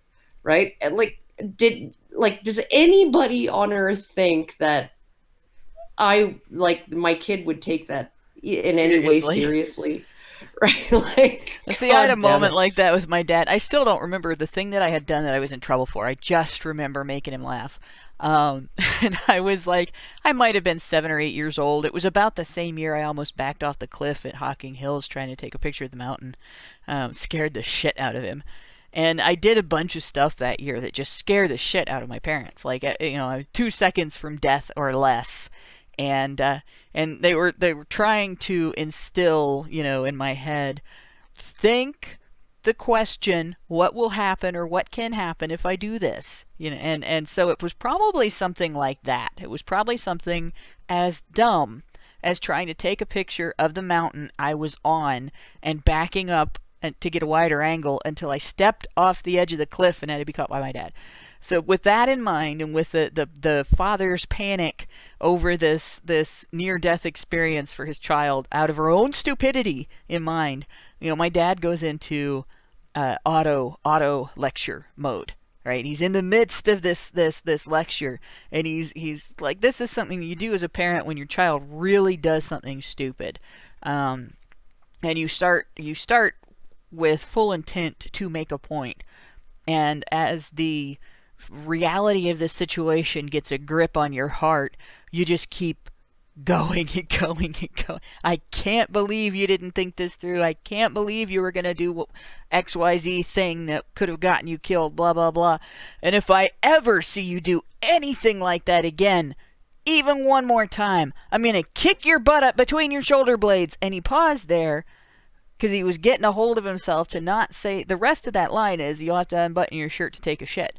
And he wasn't going to say that to his 7-year-old, but his 7-year-old was a very imaginative little kid who thought in images. So I got this mental image, and it was cartoons too. It wasn't, like not a physical person, but an actual cartoon drawing of me as a little kid and my butt getting kicked up between my shoulder blades and these really long legs sticking out underneath and this really surprised, wide-eyed look on my face. And of course I giggled. And my dad, you know how dads are. Do you think that's funny? Do you think that's funny? And I was like, yeah. And then and you could see, I could see the wheels turning. He could see that I was picturing it.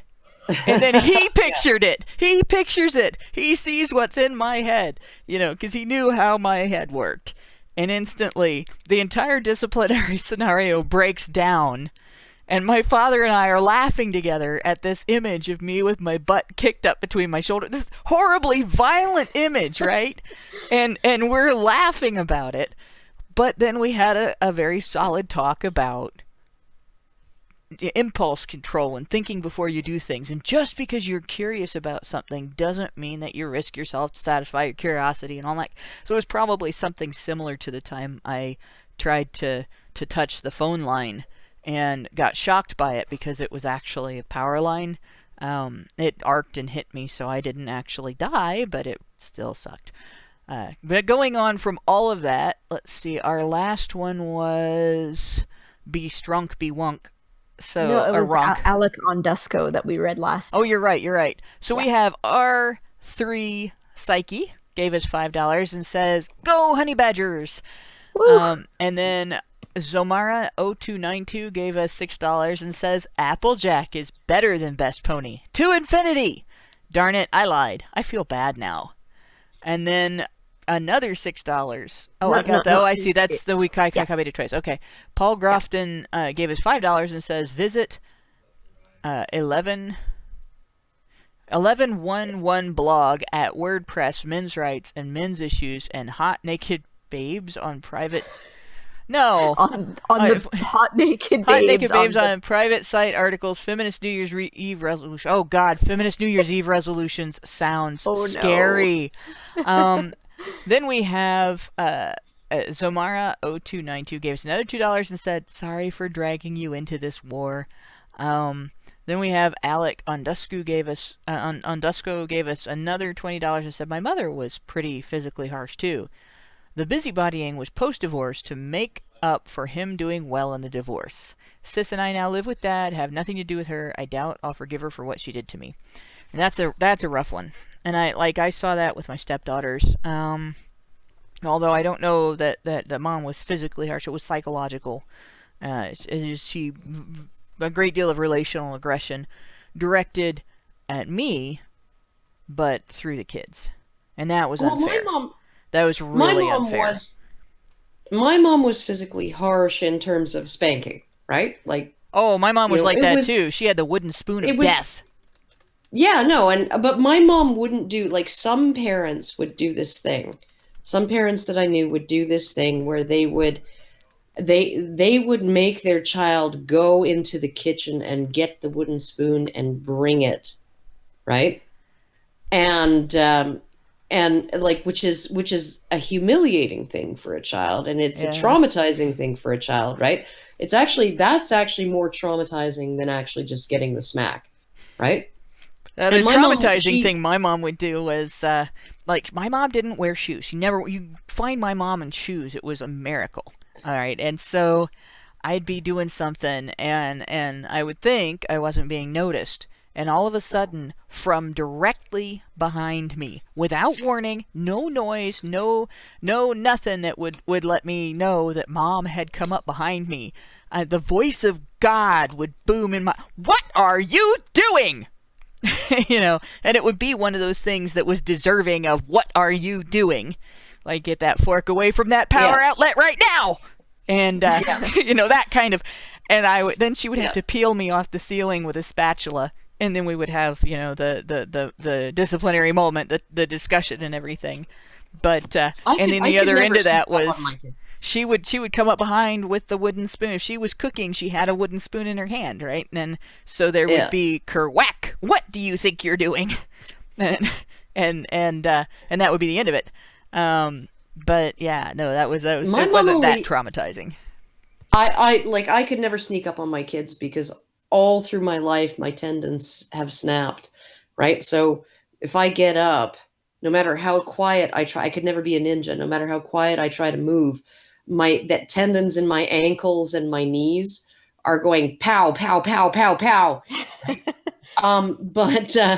But with my mom, she only used a wooden spoon because she has von Willebrands or whatever the fuck it is, and I have similar vascular or it's sort of almost an opposite vascular condition called Raynaud's, and they both leave you vulnerable to breaking blood vessels. So and quite intense bruising and things like that. So if she actually spanked us quite mildly with her hand, she would actually hurt her hand more than she would hurt our bums, right? But she never engaged in that kind of like it was the immediate thing. Observe the bad behavior, swat on the seat of the pants, right? Or go get the wooden spoon, bring it, like she would go get it, grab it, right? Bring it, swat on the seat of the pants. Immediate, and none of that kind of ritualized bullshit that a lot of parents engaged in, which was like, go get your father's belt and then go lie on the bed. Like I had actual, and pull down your pants, right? Like I had actual friends who were like, that's what they get in the house, get your father's belt, go get your pants down and lie down on the bed. Right. And it was like, oh my fucking God, like what kind of bondage scenario is that? Right. That was just fucked up. Right. Kid. Right. Well, and I was a kid. Previous generations, it was go cut a switch from the willow tree. Yeah, and I was a kid who was spanked regularly, right? I was spanked regularly. I never felt particularly traumatized by it, right? In fact, the primary traumatizing force in my house was not my mother and the spankings that occasionally were more commensurate with the time of the month than the severity of the offense. But it was my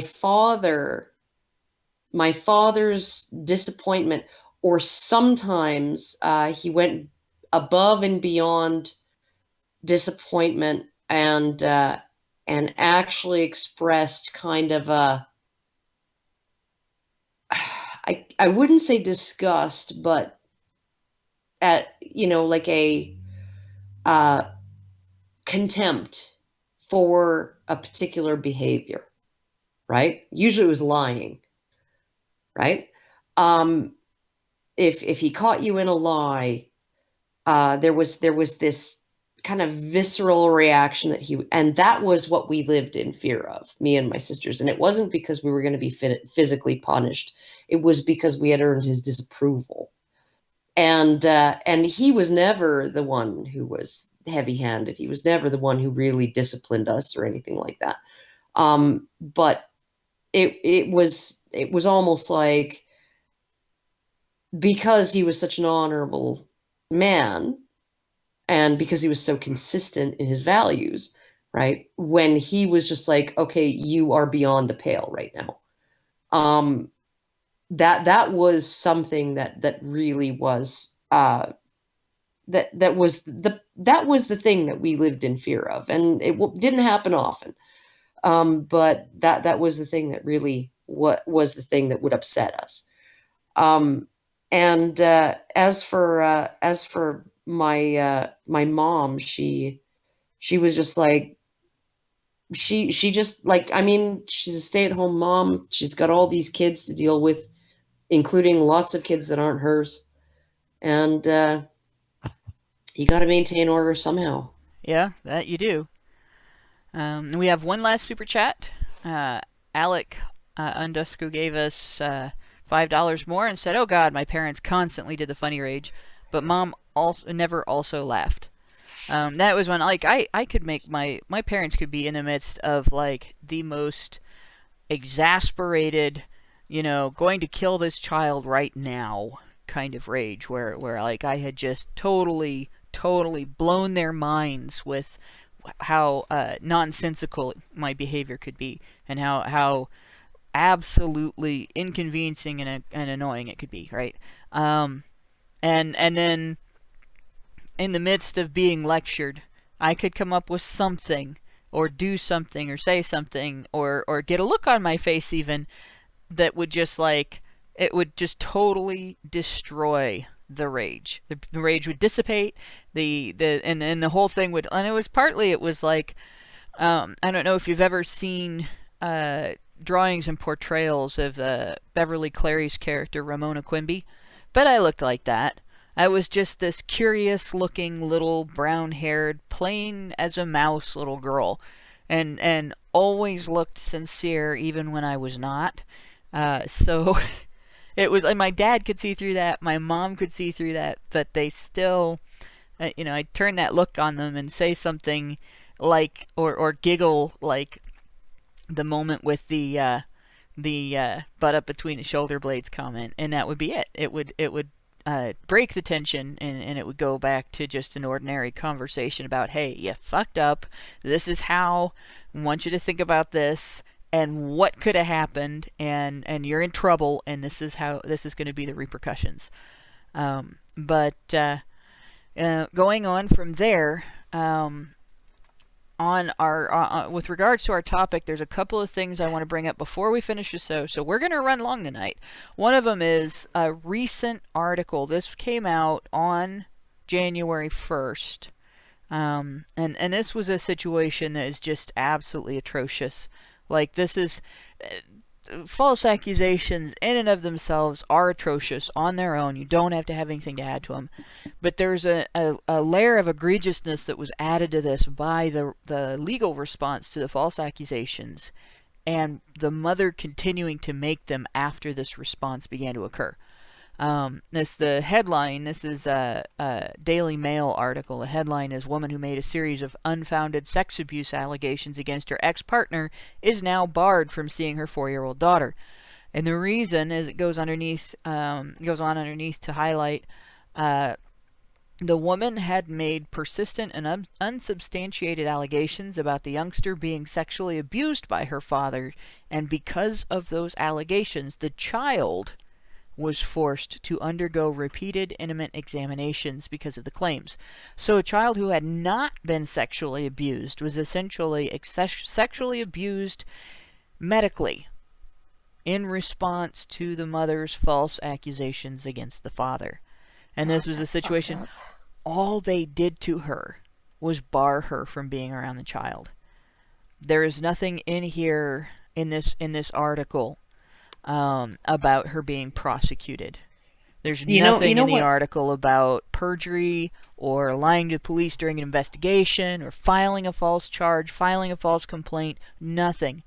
Just, you can't see the kid. And I know that that's a harsh punishment, but for crying out loud, what she did was the equivalent of a sexual assault. What frustrates me is the same feminists who would excuse this woman, right? Like who would be essentially, well, you shouldn't prosecute her because, it would deter other mothers from coming forward with their suspicions that their children were sexually abused or whatever, right? Because that's what the excuse always is, right?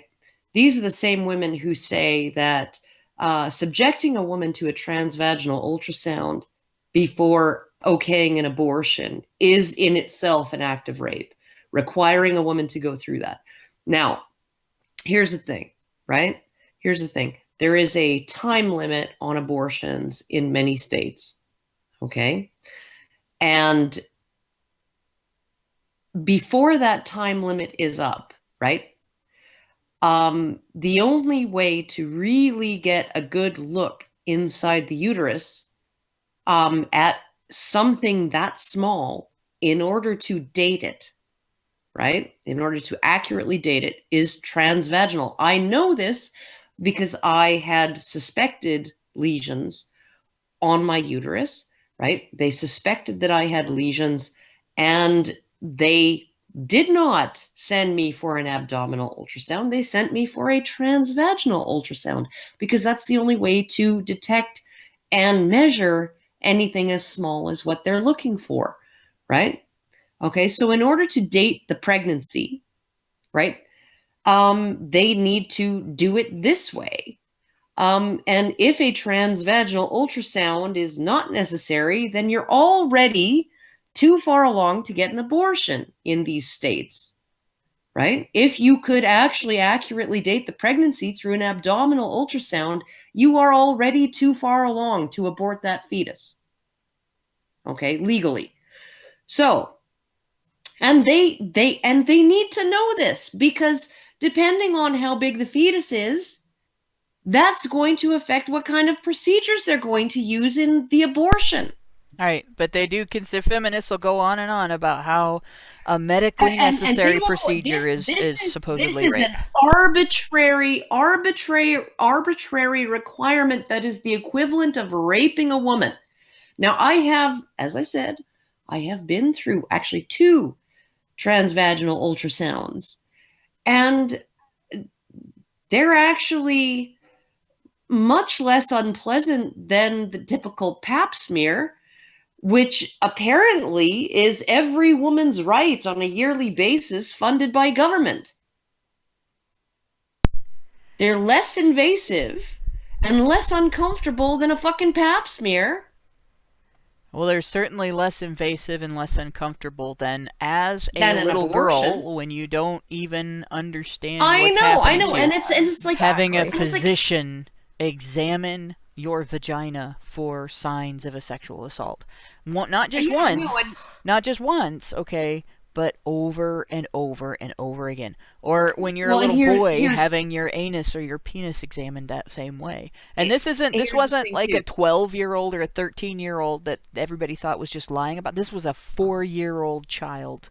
And here's the thing too, Hannah, is that like when I was, in my early 20s, I suffered from a condition called vaginismus, which is sort of a spastic spasms in the vaginal muscles, right? And it made intercourse almost impossible. And I have no idea how I got it, and I have no idea why I had it. And I went through some physical therapy that was very interesting, and I can fill you in on it all later if you want. Okay, but when I went in for my pap smears during that period, they used a speculum. And I don't know if the men in the audience know what this is, but a speculum is essentially the opposite of a clamp. It's got long arms, and you basically to prop you open. You crank it open so that you can look. And that is what. And so my doctor was whenever he needed to examine me, give me a pap smear, all of that, he would use the speculum that they had for children, and which was extremely small. It was essentially a clamp, maybe the size of a finger, and that would, to insert, and then you would crank it open just the tiniest little bit, and you would look in with the little light that you have to look into people's ears, right? And that's what that little girl would have had to have gone through if she was being examined for potential sexual abuse. And she would have had to have the inside walls of her vagina and her cervix swabbed and all of those things for semen and everything else. A thorough exam for any kind of sexual abuse involves vaginal swabs that involve inserting things into the vagina or into any orifice that might have been violated, right? So, I mean, it's not just he was looking at her labia. I mean, it's like they would look inside he for was lesions looking and everything. Yeah, it's not like he was like she had a strange doctor who was essentially doing what somebody would do when changing a diaper. No, it was having things inserted inside her. Without any context, she wouldn't have any way to understand what was going on. They might have explained, that they had to do this to, for her health or something. They might explain to a little kid that we have to make sure you're not hurt, and this is where we have to look. And this is the worst thing, as a kid. If you don't want something like that done, you're going to explain to everybody around you, I'm not hurt, I'm fine, nothing's happened to me, and they won't, and you'd not be believed. As traumatic as feminists say it is to not be believed when you describe a sexual assault that happens to you, and I've experienced both of these scenarios, it is 10 times worse to be not believed when you say, I was not assaulted. Nothing happened to me. Nobody did anything to me. Nobody is guilty of doing anything to me. Don't pursue this person on my behalf because he didn't do anything to me, and not be believed. And please don't mess with my fucking vagina because you are desperate to prove that he did. Yeah, exactly. And just to be 4 years old and go through that, to be 3 years old and go through that, because there's a series of false accusations. This kid must have gone through this for at least a year, through the court system and everything. And then you have on top of that, you have the intrusive questioning. You have the psychiatrist demanding that the child tell the doctor where the bad man touched you, and point on the doll and all that stuff, and saying, this didn't happen to me. Stop telling me to tell you how it happened and when it happened and where it happened. It didn't happen. Having to stick to that at that age, or worse, having somebody bully you into grudgingly going along with it. Because eventually you're dealing with adults with authority. Eventually you're going to be, in some way or another, disciplined into saying what they want you to say. That's got far-reaching consequences for the child. Oh, not just that. Often, like if that 4-year-old, if what she had said, if she had caved in, if she had given in and said, yes, my daddy touched me in my bad place or whatever, right? and he went to prison for that. What would be her psychological recourse? What would be her choice? Her choices to be able to contextualize that decision, right? She could say to herself, I lied, and my dad is in prison. My dad, who I love, is in prison because I lied. Or she could say, I didn't lie. They were all right. I just didn't really know. I didn't really remember it or whatever, but he actually is really a bad guy, and that's my father. That's half my genes. That's half my identity. That's half of who I am, is somebody who would do that to a child. Yeah. Right? So, I mean, you're putting this kid in this position where there is no way to be psychologically healthy, no matter what she does, right? If she caves in, if she actually goes along with it. Yeah, and this is a situation where here we have this damage has been done to a child. This is, without question, this is child abuse, not just conflict between the parent and the child, not just conflict between the parent and the other parent. Flat out, overt, unadulterated, unvarnished child abuse. Some of it by proxy and some of it directly. And the only thing that was done to the abuser was to separate the abuser from the victim for however many years it takes before the abuser can convince another judge to overturn the first one because mommy pain. And that's a distinct possibility. And this is a situation where if women were equally accountable to the degree that men are held accountable for criminal behavior, that abuse would have led to prosecution. And the lies would have led to prosecution. None of this would have gone without consequences beyond you're separated from your victim. I don't understand when society, when the system essentially gives women like all of these incentives to do this stuff, right? To lie about domestic violence, to lie about child abuse, to lie about sexual violence, to lie about sexual abuse, to lie about, these essentially gendered violence against women and girls, right? Or male violence against women and children, right? When the system gives them all these incentives to do that, right? Because there are like a multitude of rewards, whether what you're going for is revenge or whether what you're going for is custody and a good divorce settlement or whatever, right? They give these women these incentives. There are these incentives. Everybody fucking knows it, right? And then nobody gets actually prosecuted when they abuse that process.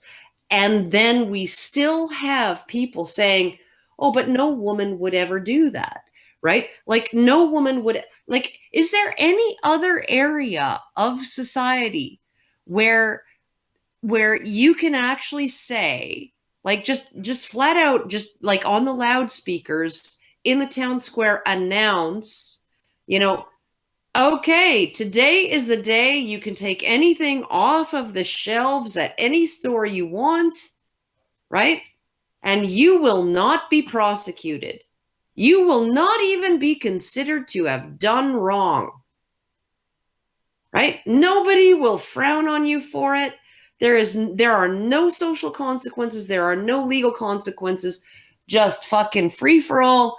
Do what you want. Okay? Does anybody think that the rates of theft, smash and grab, frickin' looting, whatever you want to call it, would be exactly the same on that day as on any other fucking day?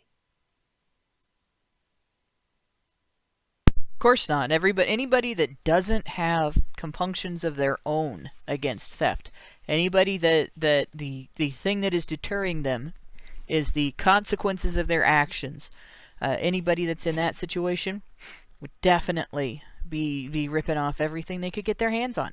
Hell, you watch what happens when there is a riot, a riot over political anger, a riot over any kind of wrongdoing by the state. And one of the first things that happens once everything gets out of control is you get a percentage of the rioters that start smashing and grabbing.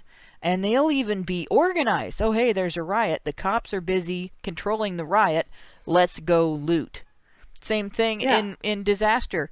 If there's a hurricane, if there's a fire, if there's anything where a particular area has to be locked down or evacuated, and there are not cops on the streets, and there is nobody watching, and the stores are unattended, smash and grab happens. That's when it happens, and it is organized. You'll see them form a chain. One person smashes the window, another person goes inside, starts handing stuff out, and they run it to the car from there. It's you would think, and that's people.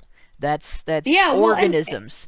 There's always going to be a segment of the population, male and female, by the way, that will do whatever they can get away with doing. Well, and it's not even just the people who feel like that they'll do whatever they can get away with doing legally.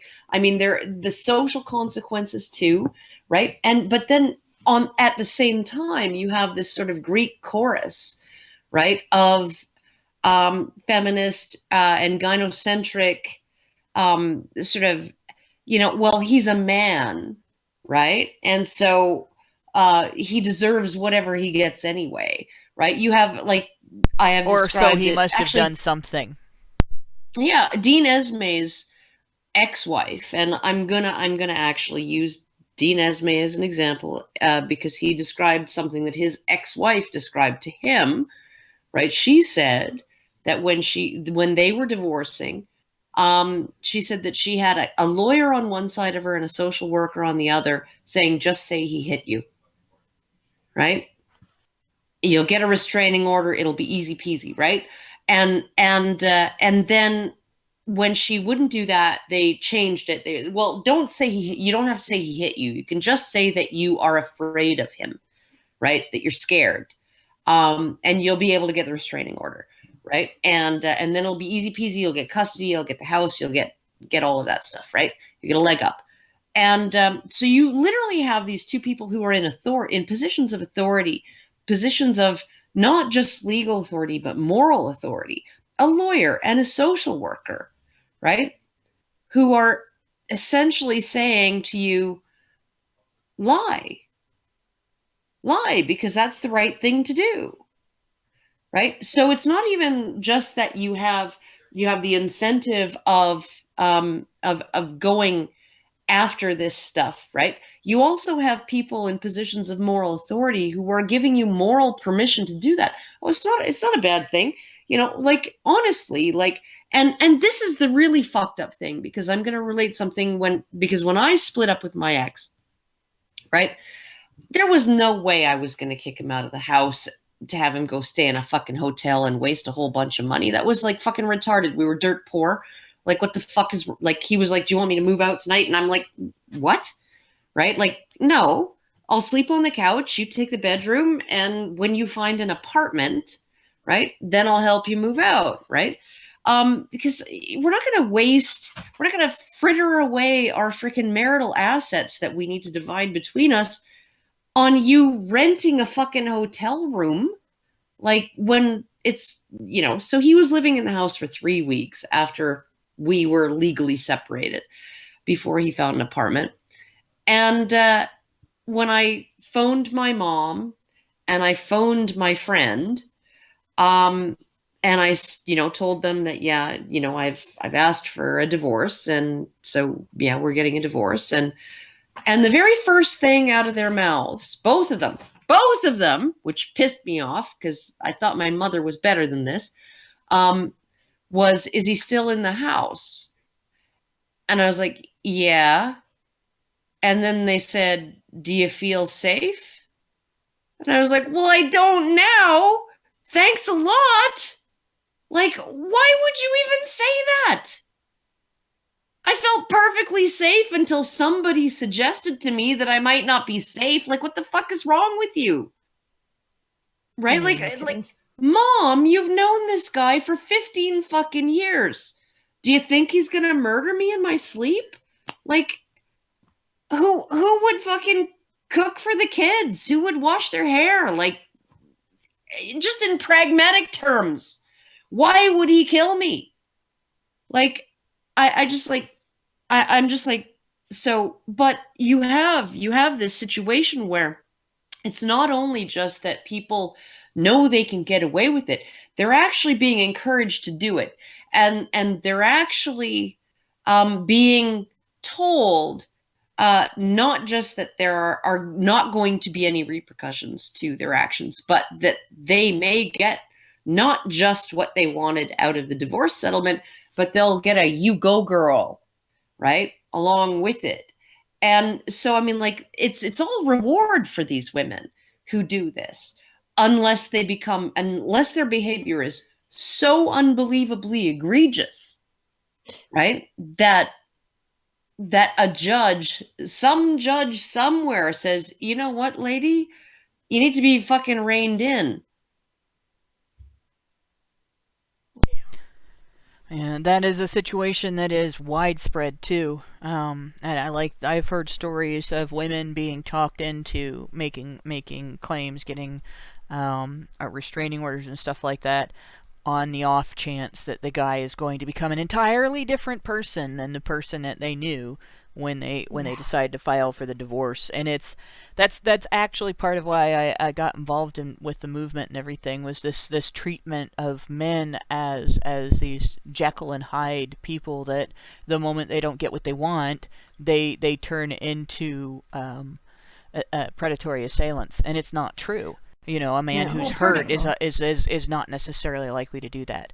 I'm going to move us on from this because we're after 10 o'clock. We're almost at 10:30, and Prim had some research that she wanted to share that was also pertinent to this, and it's in relation to, if I understand correctly, women as abusers. And that's important as well.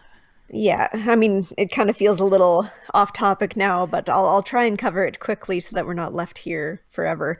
But basically, my school library has a wide variety of research, and if you search women and IPV, intimate partner violence, you get lots of research talking about how women are victims of this problem.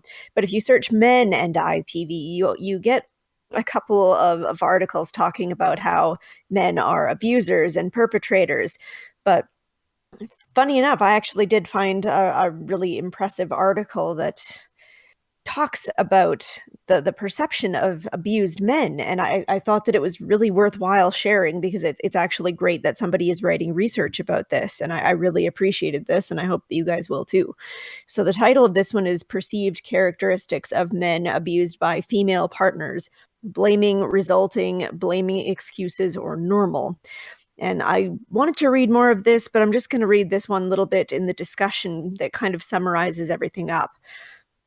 Lending to the complexity of abused men's stigma is the attribution of characteristics often ascribed to abusers.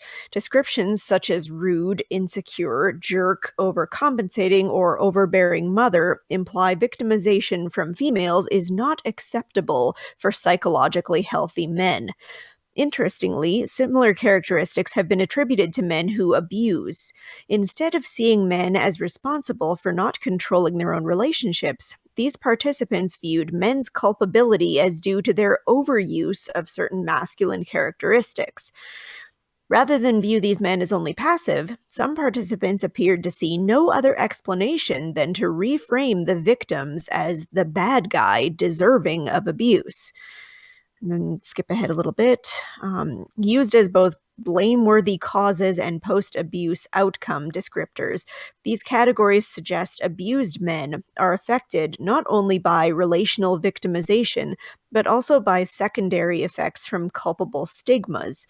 The many negative outcomes of stigma, e.g., increased economic difficulty, psychodynamic symptomology, and social barriers, suggest that cursory application may exacerbate identity coping problems from men abused by intimate partners. In other words, if abused men are blamed for being too feminine and too masculine, what are their options? Well, there you go. Right? This is really the thing, is that men are the only ones who are like, if somebody is misbehaving, right? Point to the nearest man and essentially say it's all his fault. Right? If he's the victimizer, it's his fault. If he's the victim, it's also his fault. It's his fault, yeah. Yeah, it's his it's his failure because he provoked her because he was too masculine, or he was unable to be masculine enough to control his partner's behavior. Right? I'm really glad that there is research like this being done that is showcasing the hypocrisy about this and pointing this out and saying, this is something that is wrong. We need to challenge this. It's like, it's amazing to me, because like I was watching I went, because I was sick this afternoon. Like, I've been sick for like 2 weeks, but I was sort of I like to fall asleep watching old videos that I've already watched before, right? And I was watching a Noel Plum video. I forget which one, but I got into it in the comments section with a feminist there who was essentially trying to defend the CDC and the FBI on their definitions of rape, and essentially saying, well, I don't think that they were intentionally trying to exclude men who were victims of made to penetrate. I don't think that that was intentional, blah, blah, blah. Right. And then I went off on this like freaking brutal fucking rant on her after like a big, long back and forth exchange. But what's infuriating to me is that feminists have had to be, and she was like, okay, so there's this one, she linked me to a Tumblrina, a Tumblr feminist who called out Mary Koss on her definition of rape, and her exclusion of male victims of made to penetrate from that. And she said, see, so she's suffered reputational damage. Mary Koss has suffered reputational damage because this one fucking Tumblr feminist called her out, right? Oh my God. Her career is over now. I was like, okay, a lot of this research has been kind of floating around out there since the late 70s, early 80s, right? Like Lara Stempel, who has been very, very good. She still takes sort of a feminist view of things. But she's been very, very good about sexual violence against men, and just the absolute non-thing it is in terms of the UN, governments, non-governmental organizations, charities, all of that. They just don't fucking care, right? And she's been dealing with research. She's been bringing up research that's existed since the 1980s on sexual violence against men, right? And I'm like, okay, you're going to have to forgive me for not giving that Tumblr feminist a whole lot of credit, because there are a whole lot of people like me who have been called whiners, man babies, piss babies, beard tears. Sorry, I hurt your man feels, right? I drink male tears, cry some more, man baby.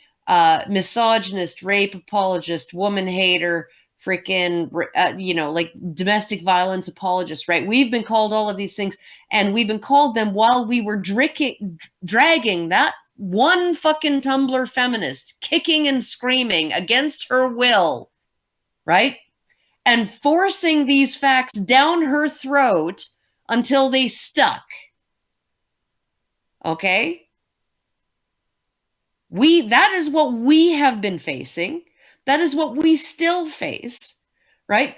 To convert that one Tumblr feminist to the point where she is willing to say, yeah, Mary Koss is kind of a bitch. Right? Oh, did that cost Mary Koss her job? consulting with the CDC? Oh, no. Did it actually cause her reputational damage? Did it? And Her have we stopped methodology. being called? Her methodology is being used by the UN now. Yeah, and are we no longer called misogynists and rape apologists and woman haters and man babies and cry babies and fucking whiners, right? Like, seriously, this has been like a 40 or 50 year fucking battle. Yeah. And oh my God, we managed to red pill one Tumblr feminist. So no accountability. And now you're like, okay, so all of feminism is now absolved of all of this because there was one feminist who called out Mary Koss. So there's really no accountability among feminists for None. this deliberate effort to obscure male victims of female perpetrators, either of domestic violence or sexual violence. And it's been decades. They've known about this for decades. They've obscured it deliberately for decades. And for decades, we've had, quote, nice, end quote, feminists excusing the phenomenon by saying, well, I don't believe that, and I'm what feminism really is. Don't pay any attention to these people that are getting laws passed. And my response to that is, feminists don't understand cake. They do not understand that you cannot have your cake and eat it too. They take credit for laws getting passed that these people lobbied for when they think these laws are good. That means that they cannot turn around and say, but feminism is not responsible when these people get bad laws passed. The men who passed them are responsible. No, either you don't get credit or you're responsible. You don't get both. I'm going to go ahead with the rest of these super chats. While Karen was talking, we got a whole bunch more. So we had $5 from Chris Stewart gave us $5 and says, I stopped looking at furry porn for this. I guess badgers are fine too. Also, Celestia, best pony. And then I'm going to save this next one, so I'm going to go on. Chris gave us actually a bunch.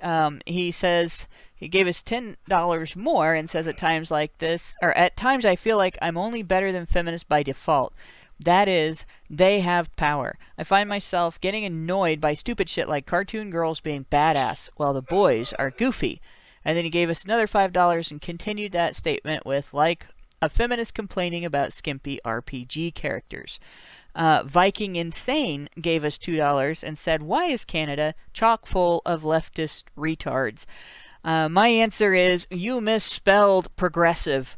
Because I do still divide the left very starkly between the regressive end of it that calls themselves progressive and the classic liberal that wants everybody to be treated fairly and thinks that, we just need to all learn to get along. Geez, we're getting more while I'm speaking.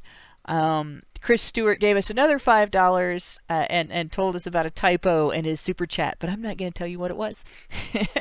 Then Zamara0292 gave us $2 and said, last one this time, good night. Ziranx gave us $5 and said, can we say nice feminists are like nice mobsters with the follow-up statement of always be wary of them? And I think that's appropriate. Then the very last ones that we have here are from Hokibukisa, who gave us $10 and said, it's true that some people just do not view men as people. And he gave us $4.20 after that and said, unworthy of compassion. And with that, I'm going to end the discussion for tonight. We will be moving on to more discussion on this, and I will not be reading any more super chats. There will be more discussion on this next week. The part that I mentioned before that we're gonna discuss. That's gonna be the main topic next week. We might refer back to this simply because it's such a big topic. But if you want to be able to hear us, just remember that here at Honey Badger Radio, we have been labeled guilty of wrong thinking. As such, we are on the wrong side of YouTube. If you don't want to wake up one morning and find yourself unable to find our content because our channels have been incarcerated, or because the YouTube stream just keeps farting like it did tonight, go to badgerfeed.com. Also, we've moved to a digest format for podcasting, so if you want to listen to this in an audio format and still follow our uncut live streams, you will also be able to find those at badgerfeed.com. So just go to badgerfeed.com, man. It's where all the cool kids are. And to all the cool kids listening tonight, to my very patient co-hosts, and to everyone who helps make Honey Badger live streams happen, especially the people that have to sort through all of this talking for the condensed version of this show, I thank you very much, and good night.